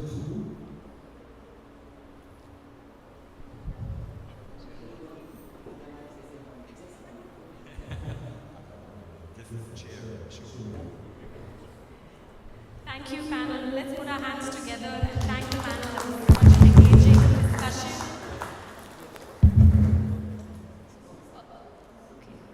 So before the panel leaves, we'd like to thank you for engaging us in this deep discussion, from hearing all of your perspectives. So to thank you, I kindly request Professor Mathi, Head Department of Common Curriculum, to felicitate our panelists. Ms. Vindhya Sampath. A huge round of applause to Ms. Vindhya Sampath.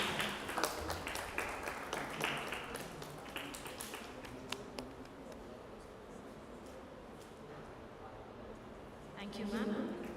To our young and energetic BTech CMRU student from SOET, Ms. Sri Harshita. Round of applause for Ms. Harshita.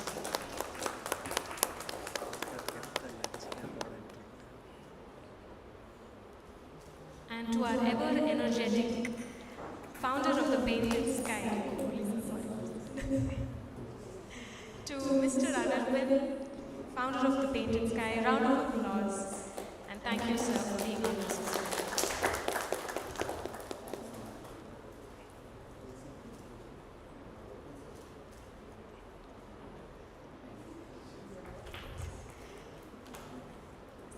Last but not the least, to Professor Murali Architecture. Thank you, sir, for joining us on this panel. Huge round of applause. Thank you, sir.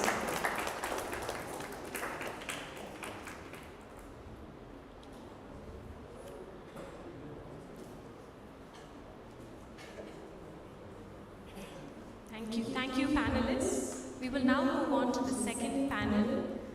This panel is going to be moderated by the founder of The Painted Sky, Mr. Anuman. And on this panel, we will be having the ever-beautiful Ms. Carolyn Tanza, Director of Impact Weekly, along with the President of the Global Design Thinking Alliance, Professor Uli. Please join us on stage as we begin this panel.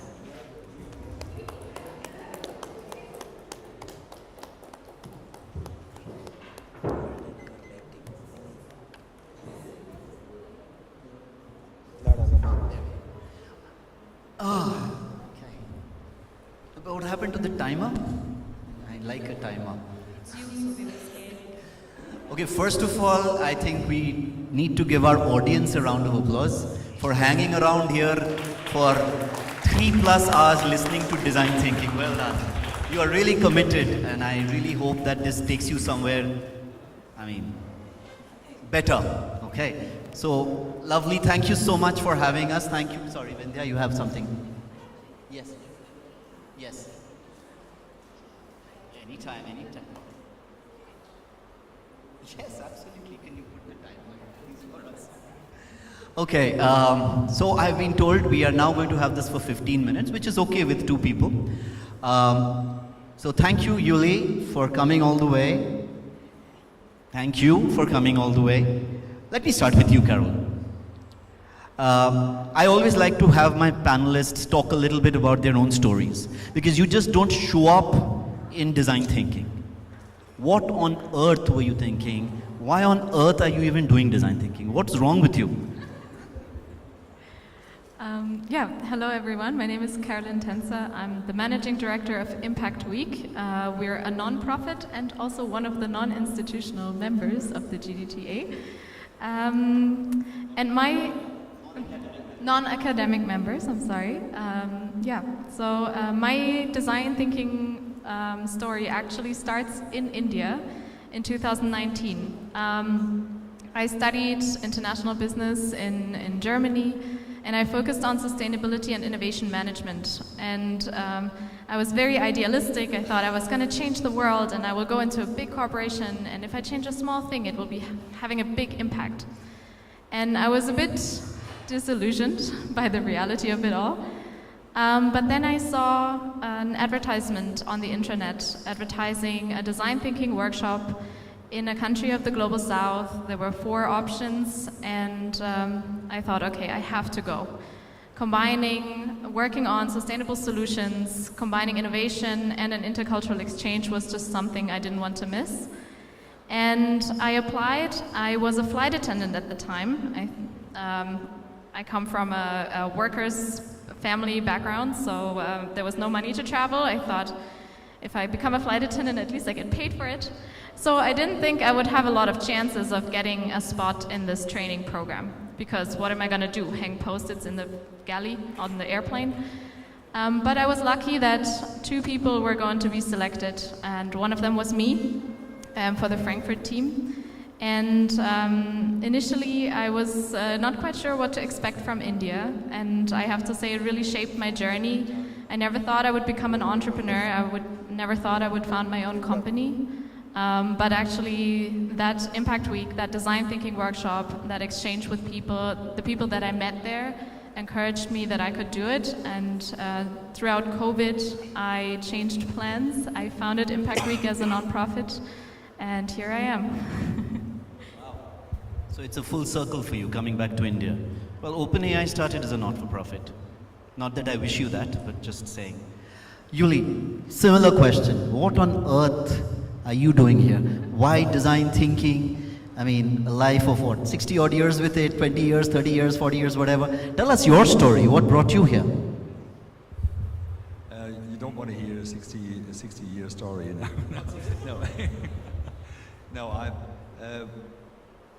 my story didn't start in India, but my story started actually in Berlin. And my story started with being curious all the time and trying to find out what is new and trying to be and actually being with no fear, jumping on the next new thing and trying it out. And that was in the times where I was studying. It was computer animation, computer graphics. It was kind of moving from a real room, real space, to a virtual room, which was impossible before. But the computers made it possible. And I like the idea to generate things which were unimaginable, because you couldn't do it physically, but you could do it now virtually. And that brought me together with a bunch of people, with a very cross-disciplinary bunch of people. That group was called Art Plus Com. They're still existing. There was in the 80s, 90s of the last century. And there was architects, designers, video people, film people, audio people, musicians. They were all meeting, and they were all doing something with computers. Computers were very new at that time, and they were very heavy and very expensive, and very large, and very thick pixels, and not really powerful things, but they were all driven by something that they're saying, oh, there's the future. And the future we can develop together. There was also some IT people, sure, some hackers. And I like that environment. So we designed our own spaces, we designed our own, we came up with crazy ideas. Then we got lots of money from German companies, because there were no startup culture, there was no co-working space at that time. But we just generated something. And when I entered 2007, lots of years later, after being a professor for computer animation for 13 years, which was also kind of interactive. But then when I entered the D school, when I came to that space, I remember very well, the first day, walking through those teams, they were very enthusiastically working. I actually feel this kind of intrinsic motivation. And I saw people are prototyping and doing crazy stuff. And I thought, hey, this reminds me to the times at Art Plus Com, where we were doing the same thing. We are actually getting together. We were highly intrinsic motivated. It was not a big salary. It was like a one kind of non-profit thing. But we were all highly motivated. We were doing lots of things. And now I got a name for it. It's called design thinking. Yeah, and they have a procedure. They have a method. We were just prototyping things. We were just doing crazy stuff. And sometimes it worked out, and sometimes not. But then there's that procedure, and that made me stuck from the very first moment. And the other thing was that I was seeing the future of education somehow in that little crazy prototype at Stanford, which was still in barracks, somehow illegal. It was like 40 students. Some crazy professors were trying it out and bringing students together and from different departments, and I had the feeling this is it. You know, if you look at the motivation of the students, and at that time I had been for 13 years at a creative school, at a film school, which is not a boring business school or whatever. No, it's a school with creativity, but still the traditional structures didn't allow that kind of enthusiasm. If sometimes the students were not obeying to what they were asked to when they're doing their own stuff, that was the great stuff. And so that made me stick to design thinking. Great answer. Made you stick to design thinking, and you're still there. So let me pursue that further. We always say in our classes, we say that often enough design thinking is common sense way of solving problems. It's intuitively what you do. You find out about the problem, then go out and solve it. But I think it was Mark Twain who had said that common sense is not always common. Now when you go back and look at the last 18 years now, from 2007 to 9, and part of it also with the GDTA, what has changed across the world that you're seeing from design thinking being something like you intuitively practice, put a name to it later, versus intentionally drive, intentionally learn, intentionally put to use, what are some of the changes you've seen over the last few years, maybe the last decade and a half? Yeah, that's it's interesting that there was a lot of change during that time, even if the design thinking stayed as it is. You know, it has something to do with very basic things. And very basic things how humans think and do things and feel. At the beginning, Stanford and also Potsdam, we were asked by our project partners, which were companies, small and medium, also large companies, most of the time for product and service innovation. So they were looking for innovation, innovative products, new innovation methods, and so we helped them also to establish new innovation cycles and spaces and innovation labs and so on. But they were approaching us for product reasons, service reasons. And during the years, it changed more and more towards organizational changes. So they were asking us, like, for example, Bosch, 400,000 companies, 400,000 people company, globally active, very active here. Yeah. They approached us about 10 years ago. They were on that kind of digital transformation path. So that was, at that time, it was a digital transformation path of larger organizations. Now we are in the AI transformation period. So they approached us and they were asking the school design thinking to help them to rethink the whole organization. So how do we manage to get more cooperation and less competition into the whole structure? Because that was to figure out. They figured out that the people were rather competing within the company instead of competing with other companies outside. So they were fighting with each other, and they looked at why they were doing that. And with the help of design thinking, we came to a very simple solution or a simple conclusion, because we looked at the incentive models. And they had individual incentives, like in school we have individual grading. They had team incentives and they had company bonus. And what the top management decided, they were looking at that and they were saying, maybe that individual bonus thing is not a good idea. So we stopped that. And I was driving that. It was a very radical change, and it's about 8 years ago, so it's quite a while ago. And they did this for the whole organization from one day to the other. They were saying there's no individual incentive. That was a big thing.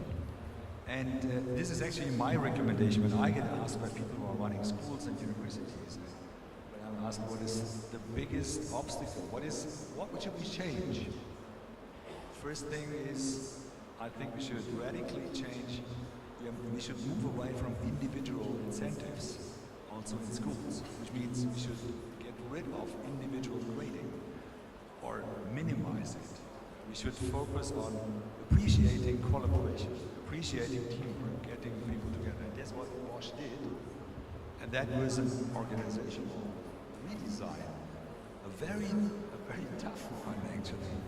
And then they changed also the way how to get people into the company. So the assessment process was very top-down, it was very hierarchical before the process, and then we started iterating that, and now it's very much the assessment is done by the people who are the teammates of the future person to be hired. That was not the process before. It was given to to people who absolutely have no idea what the team constellation is. And these kind of things were done with the help of design thinking.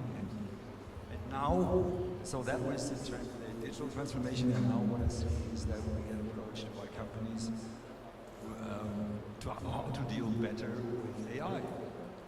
And my thought to that is, we had that question before, I think the times for design thinking are just coming. Just there. It's not over, not at all. But we are driven with AI. We are driven to really think very deeply in human skills and in the future skills of young people, but not only young people, also all the whole society. How to train a whole society to deal good with the new technology and not just have the technology fall on our heads and fall into our heads, but just design the way how it's coming into the society. And design thinking is probably the best way to do it. Lovely answer, thank you. I think you're completely correct. Most of our work is today also in employee experience, culture change, making impact, DEI, sustainability, etc. And I think the world is seeing the value beyond just building products and services. Which brings me to you, Carolina. You are in that space, social impact, innovation, etc. How are you seeing the future? We have talked about the past. How do you see the future of design thinking, or the future of that space with design thinking? I have multiple thoughts on this. One being that AI can be a valuable team member in the process. I don't think it should, we should jump ahead and say, oh, AI, give me all the solutions that I'm seeking for, but have it included into the process in a smart way. That is one thing. And as we work more with AI and automate things, I think people are also craving human connection. And we see it with our workshops, that it brings people together from all across, not just different disciplines, but also different backgrounds. We do design thinking workshops in countries of the Global South, bringing in people from the industry, from academia, from other nonprofits. We have students, we have people from the communities that participate and really create this exchange. And I think it becomes even more important in this age that we seek this connection and this collaboration, because data gives us a glimpse and it can give us a summary, but it's not always, there's stories behind this data, and I think it's very important to not lose sight of that. Short answer, well done. Okay, I think we are out of time. Vindhya, are we out of time? We are good on time? Lovely. So I'm going to stop here. If you have questions, don't ask them. And we'll stop right now because we are way behind time. So thank you so much, Carolina and Uli. Uli the tiger, who's having a brilliant time in India. You're here for 2 more days? You're here for 2 more days? Yes, I'm here for 2 more days, and I'm invited at the Scrum conference, at the regional Scrum conference, which is happening tomorrow and the day after tomorrow. Is there any participant from the Scrum conference here, from the Scrum community? No. I try to invite them. And until when are you here? I'll leave on the 20th, so I have 2 weeks in India.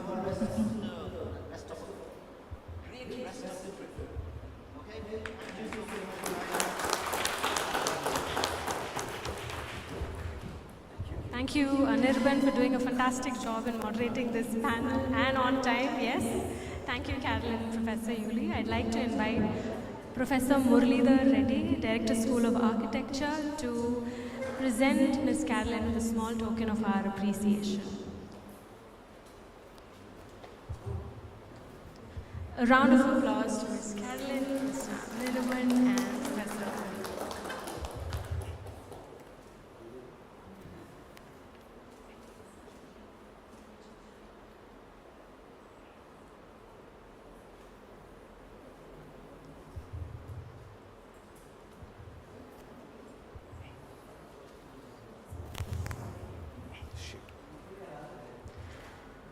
We're down to our last set of speakers, and these speakers are none other than our member institutes. We have KL University, we have the Painted Sky, and we have SNS institutions, along with the host university, CMR.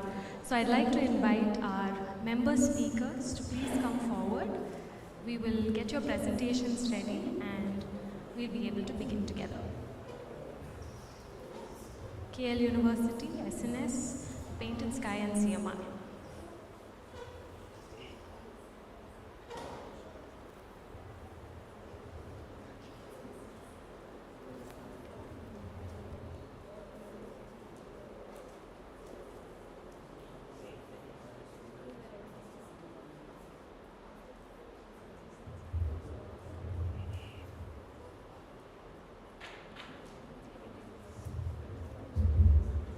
Hi everybody, good evening. Thank you all for being here, for staying on and being with us today.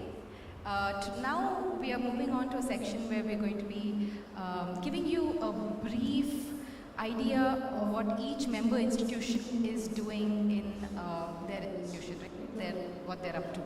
So I will first introduce you all to what we are up to at CMR University. At CMR University, CMR stands for Chikka Munyappa Reddy. So he is the person with the vision.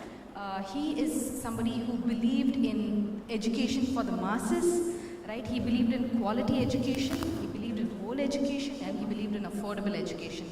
And that is what we stand by. And all of you met Dr. Tristha, who was here earlier today. She is somebody who has ensured that design thinking is part of CMR University's DNA. She is somebody who's extremely passionate about how we go about our curriculum, our pedagogy, and making sure it is relevant and impactful. So that is why we're all here today. Yes, okay, next.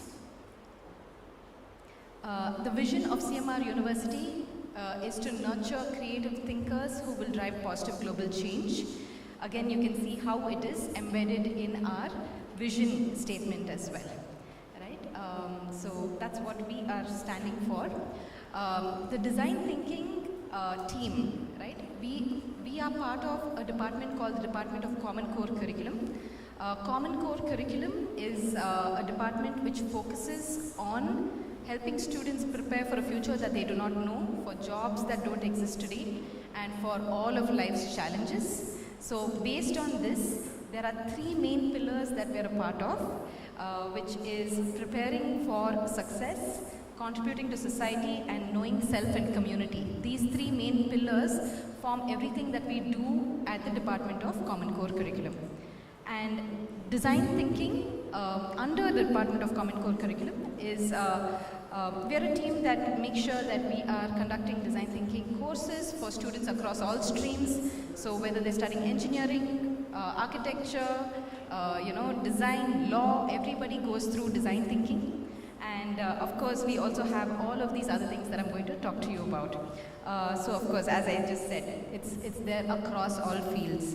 And right now it's a 2-credit course. We have reached 7,500 students so far in the last 4 years. So our team has been around over here. So this is the design thinking lab when we are not having a conference. So it's usually full of tables and chairs. We are looking at a setup that is breaking away from the typical classroom setup because we want students to collaborate. And all of our projects, in some way, we were talking about designing for good. So everything is connected to the sustainable development goals. And we ensure that our students are going out there into the field, they're doing research. We really emphasize on research, just as Vindhya said, that research is so important. It forms the basis of everything that we do, right? Ideation without research is not design thinking. So we've had students literally go to the landfill, follow a teacup from the canteen all the way to the landfill. And then we've had, yes, we can move to the next slide. Yeah, this is our team. Right now we're a very small team. As you can see, it's me, Shirley and Hari. We are running design thinking across the different campuses as of now. Next. This is our annual flagship event. Many of you may have heard of it. Many of you have been a part of it. Thank you all, and we are looking forward to your participation moving forward as well. So we started with our first design thinking day. That was when we first wanted to showcase our students' projects, and from there we went on to make it a global open innovation challenge, and we went on to CAUSE 2023. So CAUSE 2023 attracted 750 teams across the globe, and we've had 10 countries participate, and we had 3,000 participants from 90 institutions, and it just like organically became big, and we were so happy about how it grew. Of course, we had a lot of support from GDTA member institutions. And yes, and then we've had our, consecutive design thinking days. The latest one was 2025. This one we started with a boot camp, and then we also had the innovation challenge. We've had 770 teams this time from 13 countries and 124 institutions. I'm almost out of time. I'll keep it quick, wrap it up in a minute or so. So these are pictures of our Design Thinking Day and students winning awards. Students in the global and national spotlight, you may have seen Sri Harshita and her team out here. They have, won there's multiple challenges that our students are going on to win nationally and internationally, and we can't be more proud. We're seeing how our students are transforming over time, and it's been absolutely amazing and inspirational. We also take sessions for faculty. In our own institution, we do design thinking sessions so that everyone is aligned.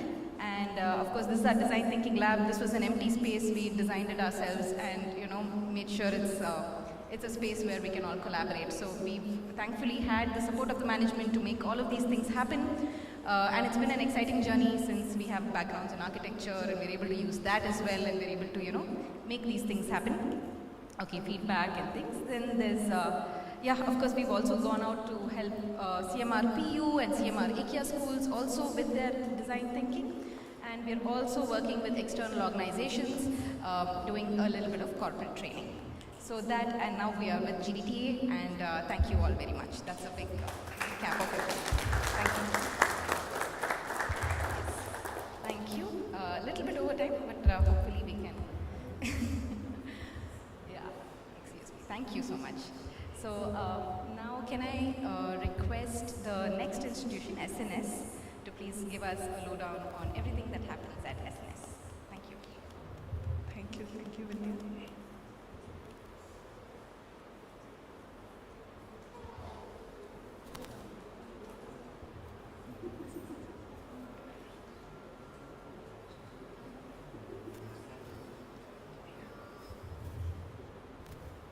So good evening, everyone. I'll not take much of your time. I'll be quick as possible. So we, SNS institution, home institution of Coimbatore, and we could proudly say we are the first Indian institution to get patent on design thinking for our curriculum and the framework. And just we'll dive into what we do in the education field for transforming the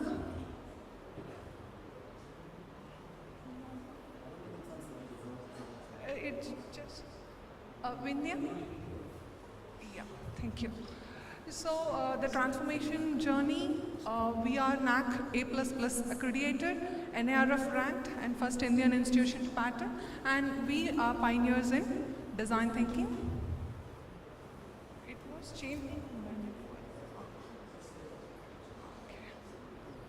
Yes, can you help me out? So why SNS adopted design thinking? We are dealing with Gen Z, okay, who cannot sit in a class for more than an hour and can't listen more than 20 minutes. And it is no more the classroom environment like I studied.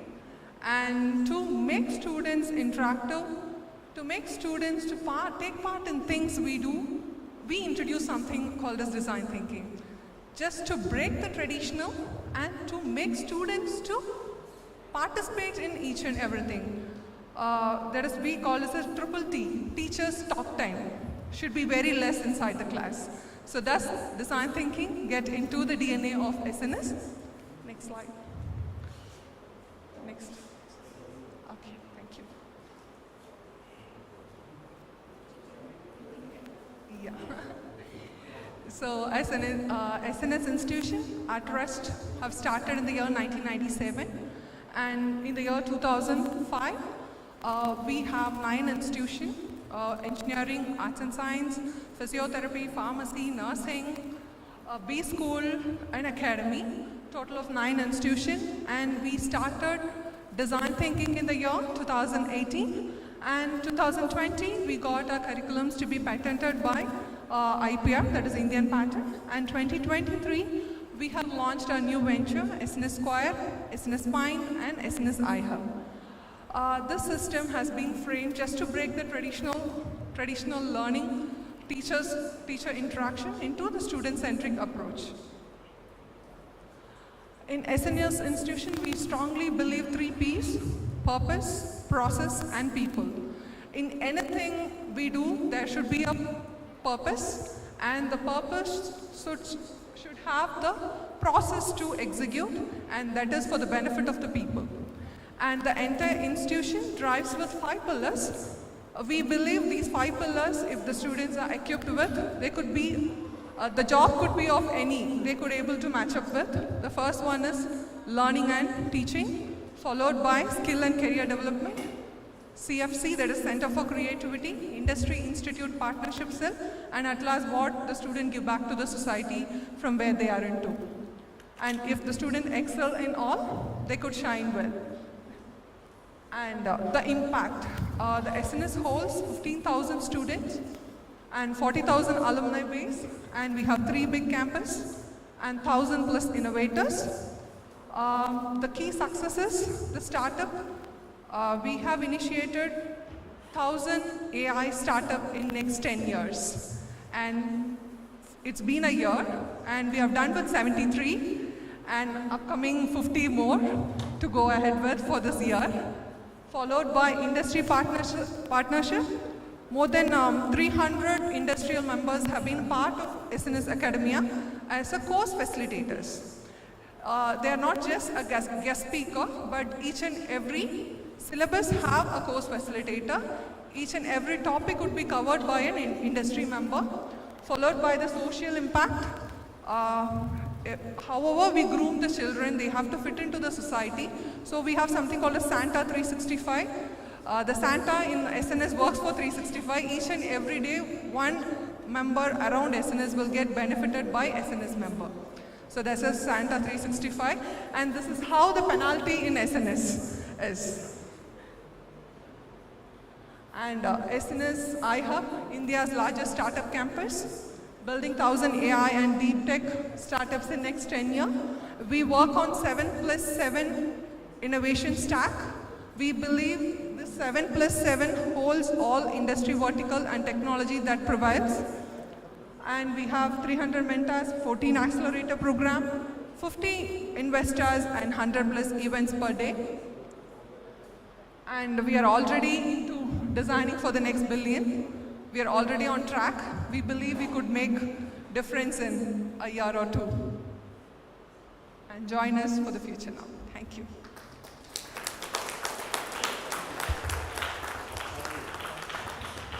Over to KL University.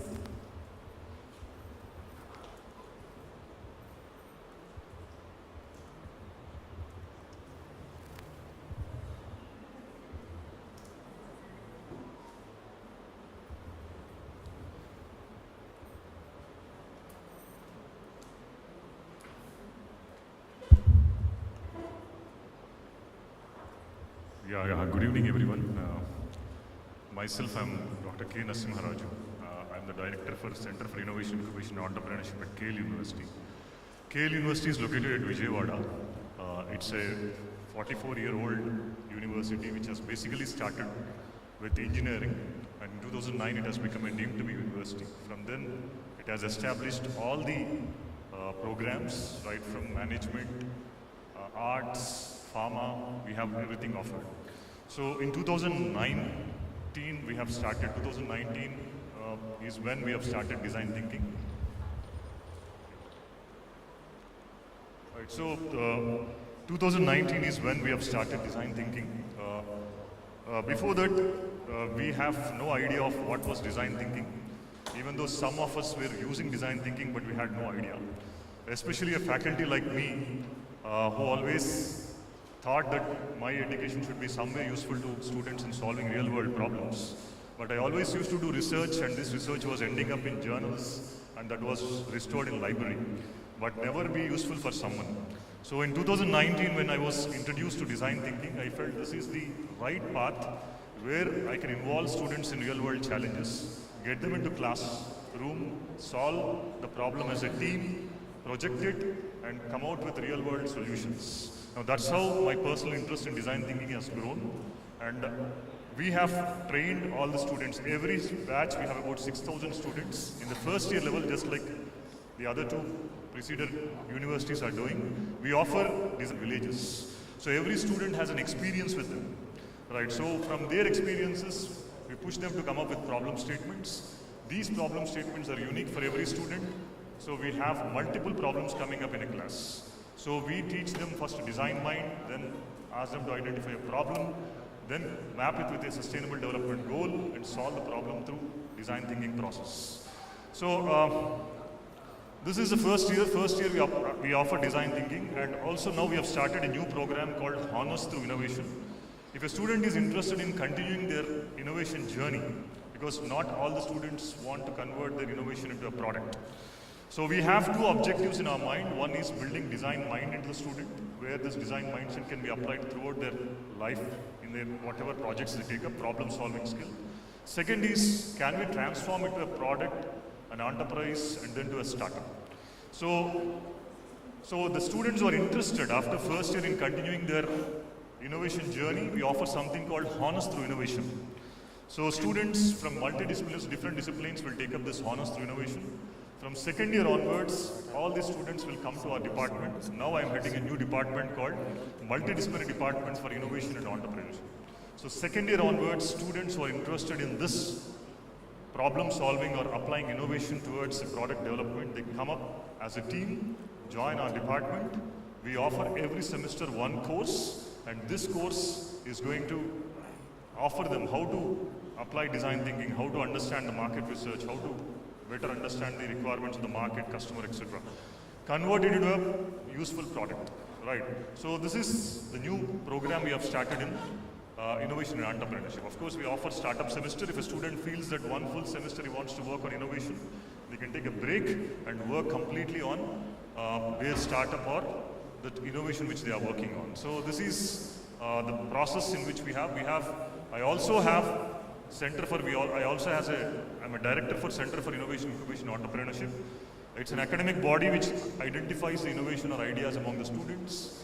And we have 3 incubation centers in our university, right? Technology Business Incubator, Atal Community Incubation Center. Technology Business Incubator is the one which incubates the technological ideas. Atal Community Incubation Center is the social related ideas. And we have a MSME, which is small business unit. So we categorize a student after they take up the design thinking course. We identify the students who have the talent, and we give them to the incubation centers under pre-incubation stage. At the same time, academically, we will be handing over them, hand-holding them.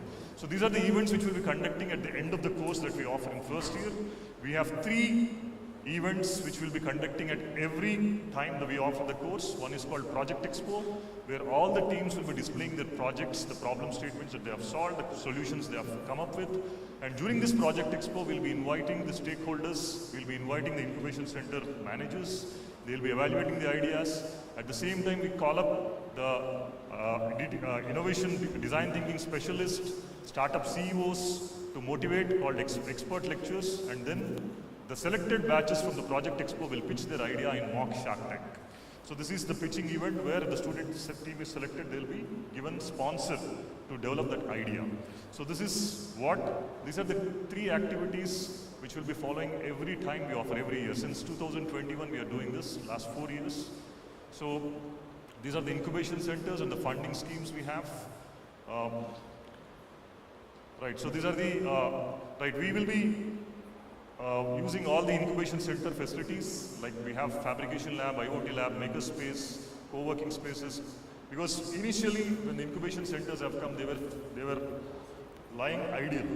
So this is now, because of induction of design thinking and innovation course, now this is being very well engaged and innovations are coming up. So we have startups formed by the students now. They are doing a great job.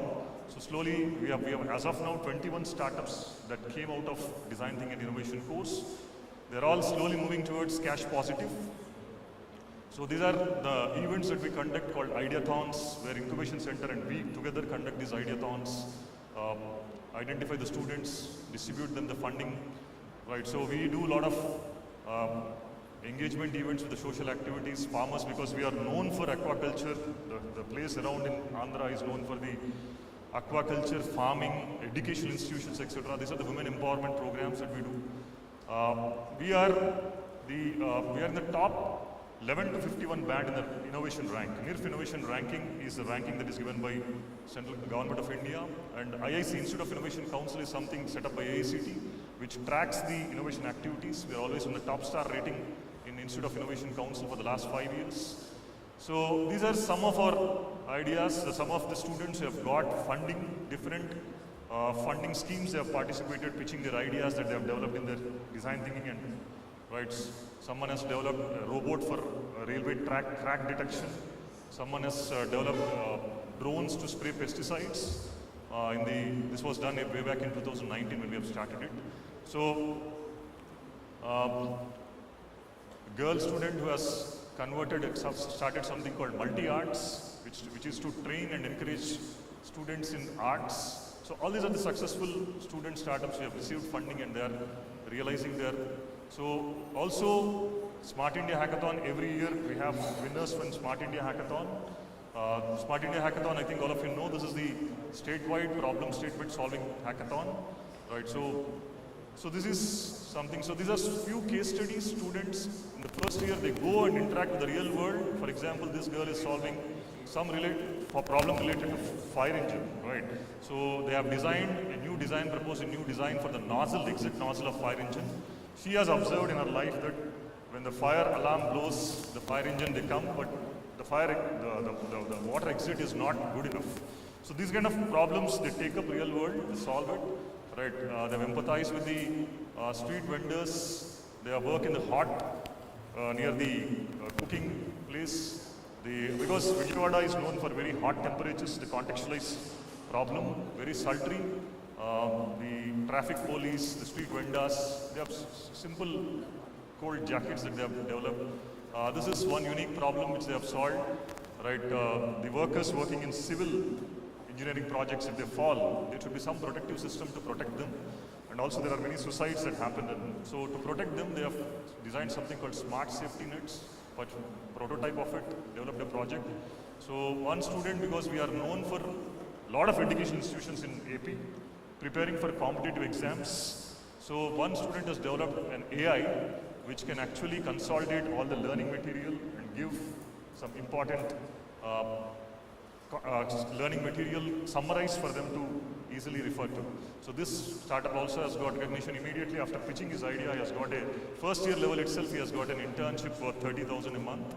So these are these few case studies. This is one interesting case study. We are known for Kondapalli toys in nearby. So she has started designing clothes for Kondapalli toys. And she has got funding for this cloth designing for Kondapalli toys. The toys now used are most of the plastic toys. She wanted to have a recycled kind of toys. This is one example. So these are a few case studies that students come up with. And we are fortunate to be a part of Global Design Thinking Alliance. Because personally, because we have challenges. How to get the stakeholders when we are solving the problem. Stakeholders, the external stakeholders are very important. So this was always a challenge for me because when it comes to academics, they feel that it is academics problem and stakeholders doesn't involve. So when I've discussed with GTDA, many of the members expressed how they solve their problems in their country. So that has given a lot of impetus to us in using and how do we apply AI to design thinking. All these were the sessions that we have in our spotlight events. So these sessions helped me a lot in fine-tuning my own way of dealing design thinking. So happy to be a part of Global Design Thinking Alliance. Right, looking forward to have many more interactions, especially industry experts when they come in. The inputs they give are very much valuable. So happy. Thank you all. Thank you for so much.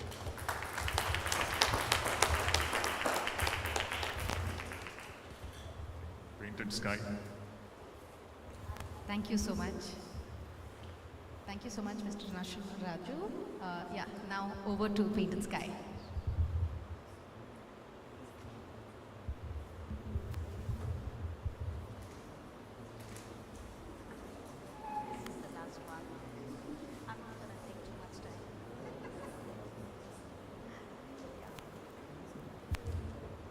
Right, good evening everyone.